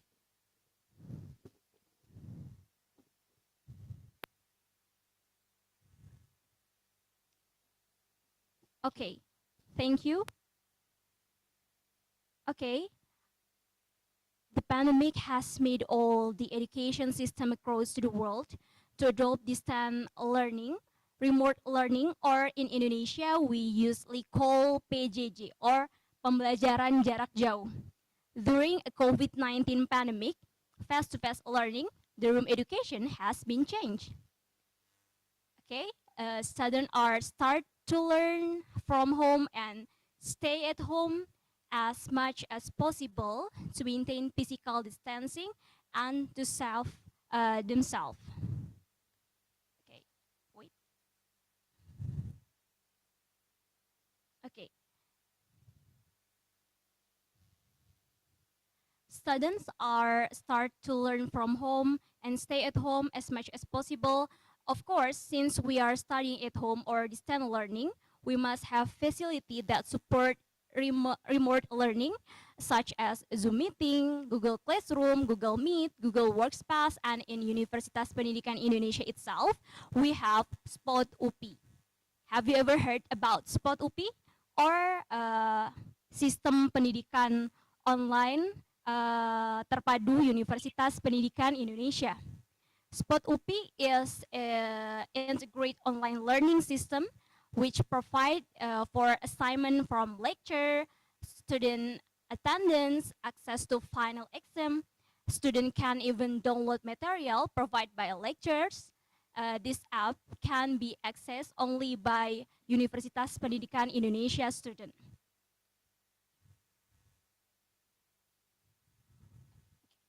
In remote learning, there are many changes experienced by undergraduate students. There are, for the first, multitasking. Have you ever felt change in study habit in students who multitask in activities during lectures? This habit has been implemented since remote learning during the COVID pandemic. And for the second point, online learning or virtual learning, the use of technology in learning activities is very necessary during the COVID pandemic. For this reason, teaching and learning activities have transformed from face-to-face learning to distance learning or virtual classroom by using support application. And for the third point, there is virtual submission. For the assignment itself, we have done it virtually through Google Classroom and Spot UPI. And the last point, there is creativity in learning. Yeah, creativity in learning. Developing creativity is one of the learning skill under 21st century skills that has to be the focus of our education. And for the last slide, okay, uh, one more again.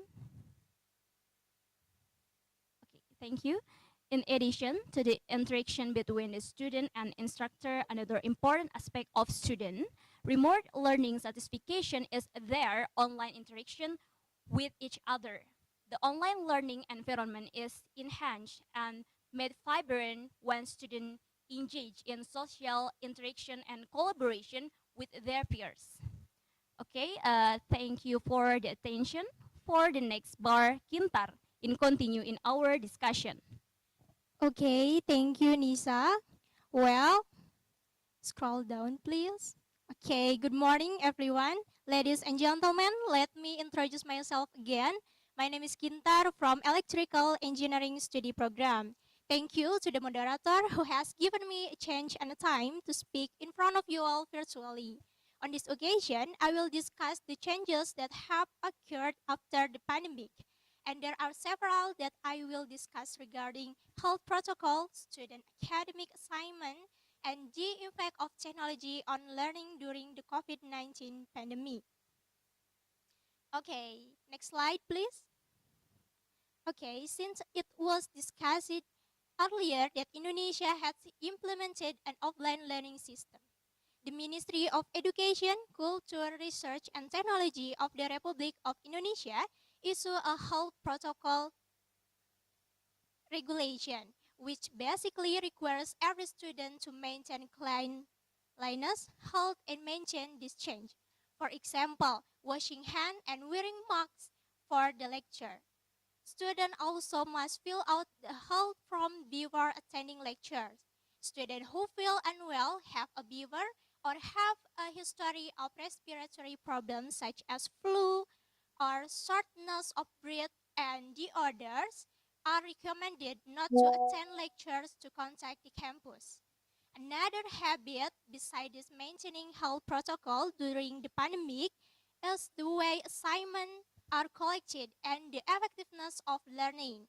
We can compare the forms of assignment before the pandemic, during the pandemic, and whether online learning during the pandemic is effective or not when compared to online learning before the pandemic. Next slide,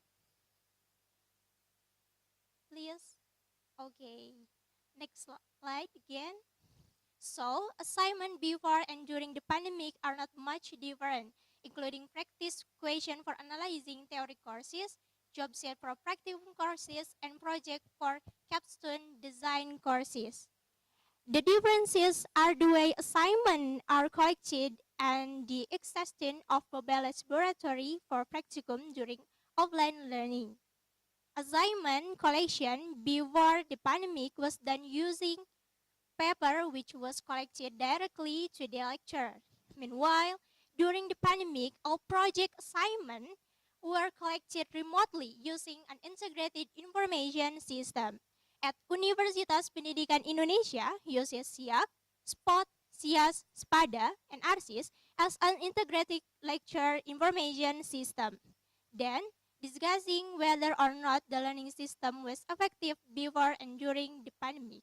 According to Diana and Fergus 2022, online learning can be less effective than in-person learning. This is because students may have difficulty understanding the material and interacting with their teacher.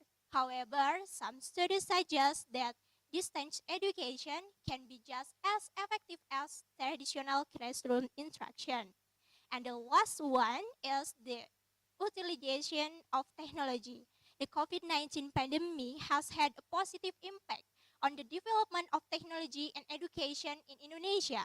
The pandemic has accelerated the transformation of the education and led to emergence of many online learning applications and courses. Students have gained new knowledge and insight easily and quickly through the internet. One of them in the Electrical Engineering Study Program at Universitas Pendidikan Indonesia is a technology-based capstone design course that can improve student research and development skill in the electrical field. Well, for the next slide, Nabila is continue our discussions. Okay, thank you so much for Kintar and Nisa. So, um, okay, thank you so much. Okay, hello, my name is Nabila. So, next we discuss about adaptation of non-academic activities. There will be 3 points to discuss. First is committee in the organization. The difference committee in the organization during the pandemic COVID-19 is discussed on progress, such as of application meeting online. There will be time efficient because we don't have to wait for the committee be able to attend. I think that everyone here join the organization can feel it, right? Okay, then preparation of the activities for any division. then communication pattern between committees, and effectiveness. Second, participate in the competition. There are differences in the regulation, such as etiquette, technical meeting, registration, and then activity implementation of the competition. And the third, seminars, workshops, and other training activities. The difference are presentation method, audience and speaker interactions, like we are doing now. I just can't see you guys in a screen, and I don't know how to feel or how the vibe of this. At the place of activity, I think you join the webinars in at home, at campus, and much more. Okay, next slide, please. Okay, afterward, we are discuss about the condition during COVID-19. Now, we discuss about learning approach from COVID-19 to post-pandemic in Indonesia. Next, please. There will be two discussion. First, habituation use post-pandemic and the positive impact that can be obtained from post-pandemic. Next, please. Okay, there will be 3 points from habituation post-pandemic. One is health protocol. COVID-19 has success in changing our daily habit at home, at school, at work, and anywhere else. Therefore, to maintain health, it is necessary to implement health protocol even though the pandemic has substance. Health protocol in past pandemic are more or less same from the pandemic era. We can see on the poster is a health protocol from Ministry of Health of the Indonesia Republic provides, such as wear masks and keep distance, wash hands frequently using soap with running water, provide hand sanitizer, eat balanced nutrition food, exercise diligently and get enough rest, read without need to shaking hand, use electronic money and show immediately after other activities. We can see on the poster, they speak in Indonesia. Okay, they said menuju adaptasi kebiasaan baru, but in English, it said toward adapting new habit. Okay, next please. For number 2, blended learning. In Indonesia, blended learning has been implemented because it is highly relevant in post-pandemic. Blended learning is a learning model that combines the advantage of face-to-face learning with the e-learning model. With blended learning, interaction and communication between student and teacher can continue even in different places. Based on the result by several lecturers in Indonesia, it was found that the average increase student interest with blended learning method, which was 18.78%. Student learning interest that is obtained from the result of a learning interest questionnaire before and after using blended learning through Google Classroom. And 3, technology use. Applications such as Zoom Meeting, Google Meeting, Spreadsheet, Google Document, Google Classroom, and Canva, and we can see in the slide, are still widely used for activity even though the pandemic has subsided. Because the application facilitate the learning process until some providers provide special data package for this application. Why? Wow, so interesting, right? And next slide, please. Okay, last but not least, we discuss about the positive impact that can be obtained from post-pandemic. Next slide, please. Okay, first is paperless. During the pandemic, people are using more gadgets than paper on conventional, which make the trend of paperless increase. Paperless reduce the use of paper by converting paper and other active to digital form, aka digital archive. Okay, people has many benefits, starting from saving costs, increase work efficiency, and reduce global warming. Second, technology growing rapidly. technology is growing exponentially in a pandemic. The COVID-19 pandemic has changed the interaction communication to adaptively use digital technology. The condition of the COVID-19 pandemic leave us with no choice but to fully utilize the potential to take adaptation steps. And the last one, we discuss about affective activity. Okay, with the development of technology, we can be effective in our activity in terms of time, money, flexibility, and reachability. Next slide, please. Okay, for the conclusion, the condition of learning and lectures during COVID and post-pandemic possess trade-off. For the benefit, there are effective activities, can study in anywhere, and technologies growing rapidly. And for the demerits, must be keep implementing health protocol and student may have difficult understanding the material and interaction with their teacher during a pandemic. Okay. Okay, thank you so much. There's enough for us, for me, for Nisa and Kintar. So we are very open for any question directly or on a chat box. Right? Okay, please don't be shy. Thank you so much. Back to the Davin. Thank you very much, Nabila, Kintar, and also Khairunisa for the opportunity back at me again. That was actually a very interesting presentation because with your last slide, you said that there is a trade-off, right? So the pandemic is not only the merits, but maybe something of a blessing in disguise. Yeah, it's very interesting. And for our participants, ladies and gentlemen, it is now my time to open up for the floor of discussion session. I encourage you to ask questions, share your thoughts, and engage in a meaningful conversation with our speakers. And we should not be shy because these are the outstanding students. They won't bite. They are very kind. And because they're outstanding, I dare say that you may even ask hard questions, including their phone number. Now, without further ado, let us begin the discussion sessions. For all of you who wanted to ask, you may raise your question. And for all of you that wanted to, type your question in the chat box, you may do so.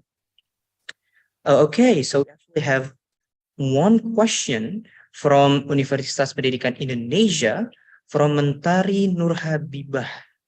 The question is for Hoironisa. What are the advantages of studying on a distance learning based on your experience? For Hoironisa, you may answer the question. Okay, thank you, Davin, and thank you for Mentari Nur Habibah. Okay, I will answer this question. If we speak about advantage of distance learning or remote learning, is the level of flexibility that provide of student in general. Remote learning tends they require more independent study for undergraduate student because modern distance education is is usually online based. Students have more control over both when and where they study. And in recently time, I'm having a good discussion with my lecturer as a supervisor. We did a discussion with use WhatsApp application, and then that activities can be proved if the distance learning is very benefit and advantage for our education. Thank you. Thank you for Mentari and Davin. Back to Davin as the moderator. Thank you very much for the question, and thank you very much for answering, Ms. Horonisa.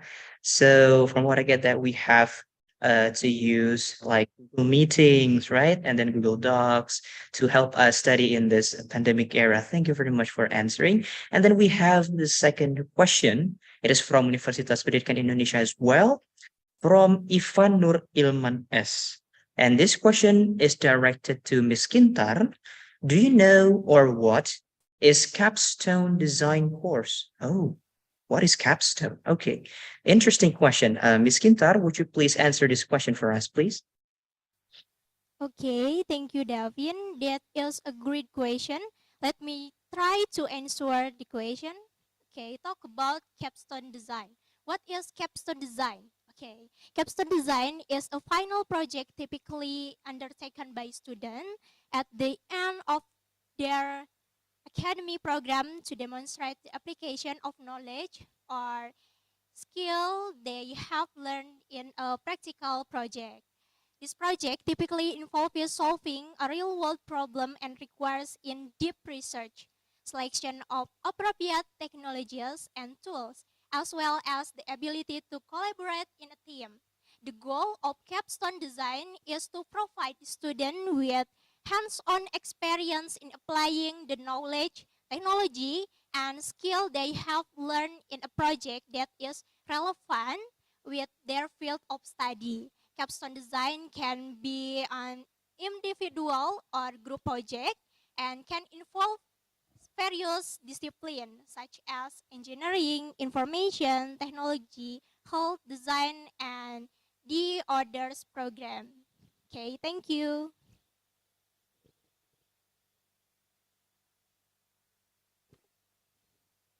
Thank you very much, Ms. Kintar, for the elaborate answer. It's actually a very long answer, and wow, it's very clear. Thank you very much. I also would like to ask that question myself, but thank you for Sir Irfan, I believe, that asked this question.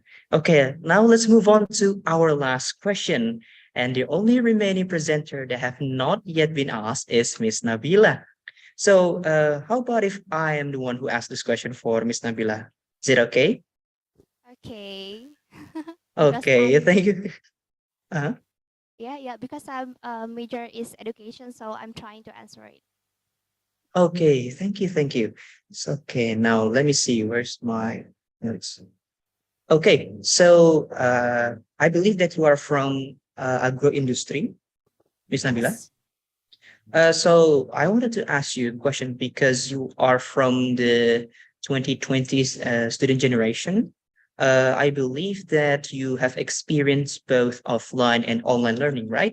So my question is, what is the difference between the online and offline learning in agro-industry? You know, what kind of maybe actions or programs that do they use before and after, and maybe what kind of strategies do they implement? Pre-pandemic and post-pandemic? Okay, Thank you. okay. Okay, thank you so much, Devin, for the question. I think I wanna tell about my experience. So, I'm in 2022. Um, my experience is the first that I have to learn in online, and then we have to come like we have to practicum, right? So, because if online, we just see on the videos. So when we offline, it's hard to us because we don't know how to operate. Seems like how to operate the what the technologies and something like that gitu. So it's hard to us, especially for 2022 student, to practicum on the offline like that, Davin.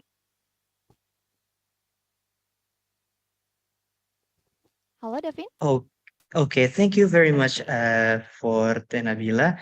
Actually, we have one more question, and I think you should answer this very briefly. It is from Telkom University, from Rifki Rizkia. Hello, Miss. I want to ask about online learning. How to make online learning more effective than offline learning? So please, any of you would like to answer the question? Okay, who will be? I think me first, and then Nisa and Kita, right? Okay. So for how about online learning to make more effective than offline learning? First is the method. I think when I said about the blended learning is more effective because it can be in any place we can learn about that. So I think we can what it call it like we can do that method. I think Nisa. Okay, I think online learning is more effective for me, because in online learning we can study in everywhere and the cozy place for us, and then I think online learning is more effective, and then we can more creative, because from the assignment we have to more creative from assignment. Thank you. Okay, let me try to answer the question. Please scroll down to see the question. Okay, I think to make the effective of online learning is lecturer must or university must provide a technical support like the technology who can supporting like during a practicum or the other activities at campus. And then yeah, to make online learning more effective, school or campus should provide technical support first and guidance to knowledge the use of technology. School should also provide educational message to parent or student about the pandemic. And additionally, teacher or lecturers should be familiar with the problems online media and be able to present material effectively so that it is easy for students to access and understand. Okay, thank you. Thank you very much for the answers from our three presenters. So I hope that all of these answers may satisfy your questions. And thank you very much for all the participants from all around the world for joining us in this insightful discussion. We appreciate your time, expertise, and diverse perspective. Now, I hope that this session has provided valuable insights and knowledge exchange for all of us. And as we come to the end of this segment in the webinar discussion, I would like to hand back the microphone to our MCs. For Rizky and Reno, will be leading the way for the next part of the discussion. My fellow MCs, thank you very much, and back to you.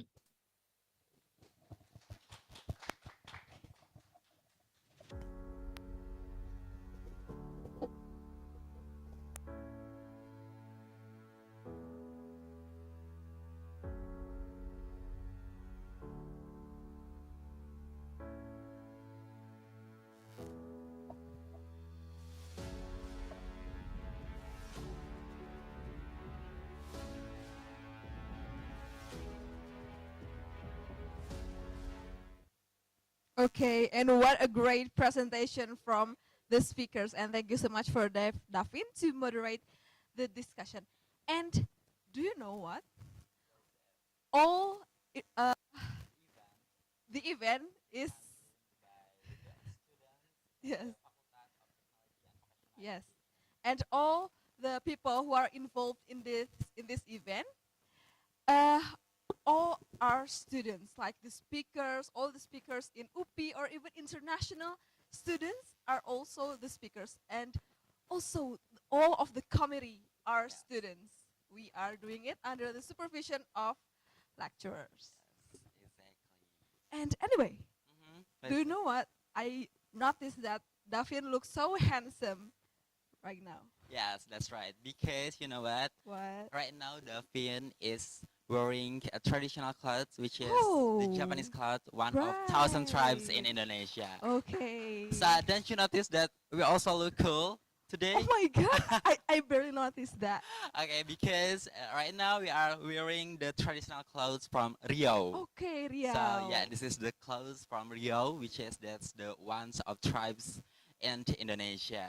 Okay. So now we would like to invite the supervisor of IEEE UPI student branch, Mrs. Insinyur Haji Arjuni Budi Pancawati MT, to give certificate to the speaker as an appreciation from us. So for time is yours.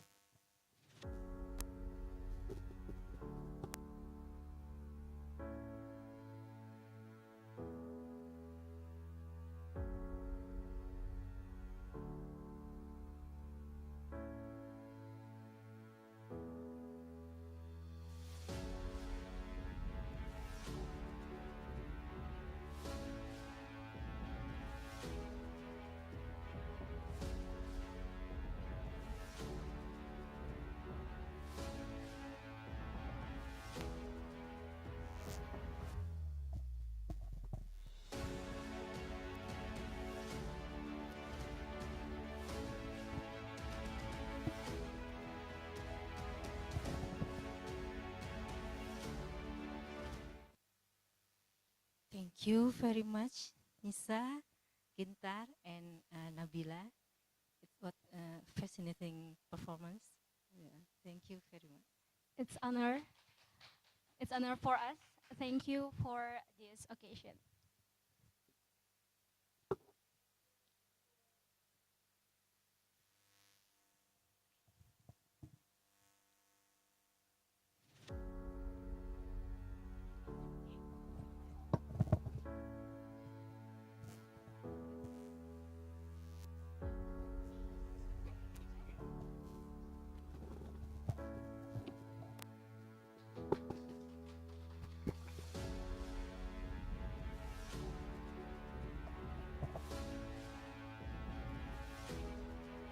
Okay.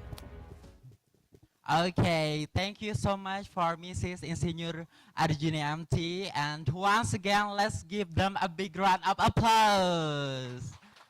Wow, that's such a great discussions. And so thank you very much once again for making this event success. Okay, and Rizky, What is I that? have a bad news.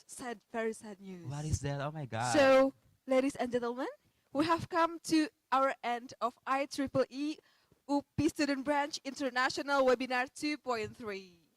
And it has been a truly informative and engaging event for me, for you, Yeah, of and course. also for all of us. And I hope that it can motivate you and you can join on the next year event.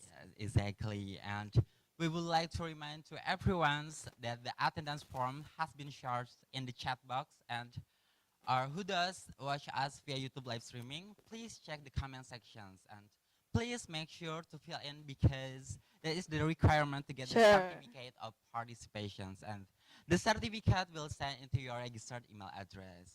So before we end this event, we would like to remind everyone that we have what? That we have had a group photo sessions because we are looking forward to see everyone all around the world. So please turn on your cameras and give us your great smile. Okay, this is the last photo session for us, and I will count to 1, 2, 3 for one photo. Okay, are you guys ready? I'm ready. So give us your great smile and perfect smile. Okay. 1, 2, 3. Okay, thank you so much for the comedy. Next slide. Okay, next slide. I think. Okay. I think once is not enough. Right? Okay, we're doing it in the Yes. second time. Okay. 1, 2, 3, smile. Okay. Thank you so much for all participants and also the committee. Okay, so we would like to express our gratitude to all the speakers and all the committee and all the participants who active for your active participation and contribution to this webinar. Yes. And lastly, we hope that all of you has pleasant experience in attending this event. And thank you once again for joining us. And we look forward to see you in our next event, next year event, because the future belongs to those who embrace digital information to adapt and change. Okay, and I'm Rana Tiara. And I am Muhammad Rizkin Rahman. We apologize for any inconvenience and we also apologize that we can provide all the participants to join via Zoom meetings. And for your informations, again, that this event is held by the students of Faculty of Technology and Vocational Education with the supervisor, with the lecturers. So yeah. So thank you so much once again. I'm looking forward to seeing you guys in the next event in the next year. So thank you. 谢谢 Selamat. ขอบคุณค่ะ Teşekkür ederim. คำอื่น And terima kasih. Wassalamualaikum warahmatullahi wabarakatuh. Have a good day, everyone. Okay, and this is Our committee. of IEEE International Come on, guys, Webinar. come to the stage. This is Bu Anam, our supervisor. This is the committee. Oh, Thank you and so much other once committee again. are very shy people. So Bye, guys. Have a good day. See you on the next years.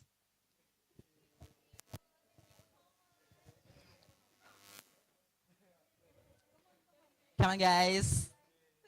Because Don't forget to fill the attendance form to get the certificate. I think we should say thank you together. Like, Okay. thank you, guys. Bye. See you on the next year. Have a good day.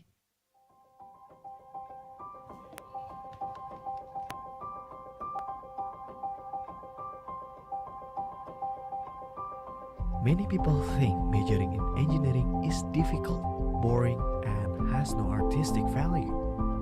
Maybe, but that is not our story. Here, we work with creativity, we serve with totality, we stand with dignity, we seek a solution through innovation, and we do all of it with style.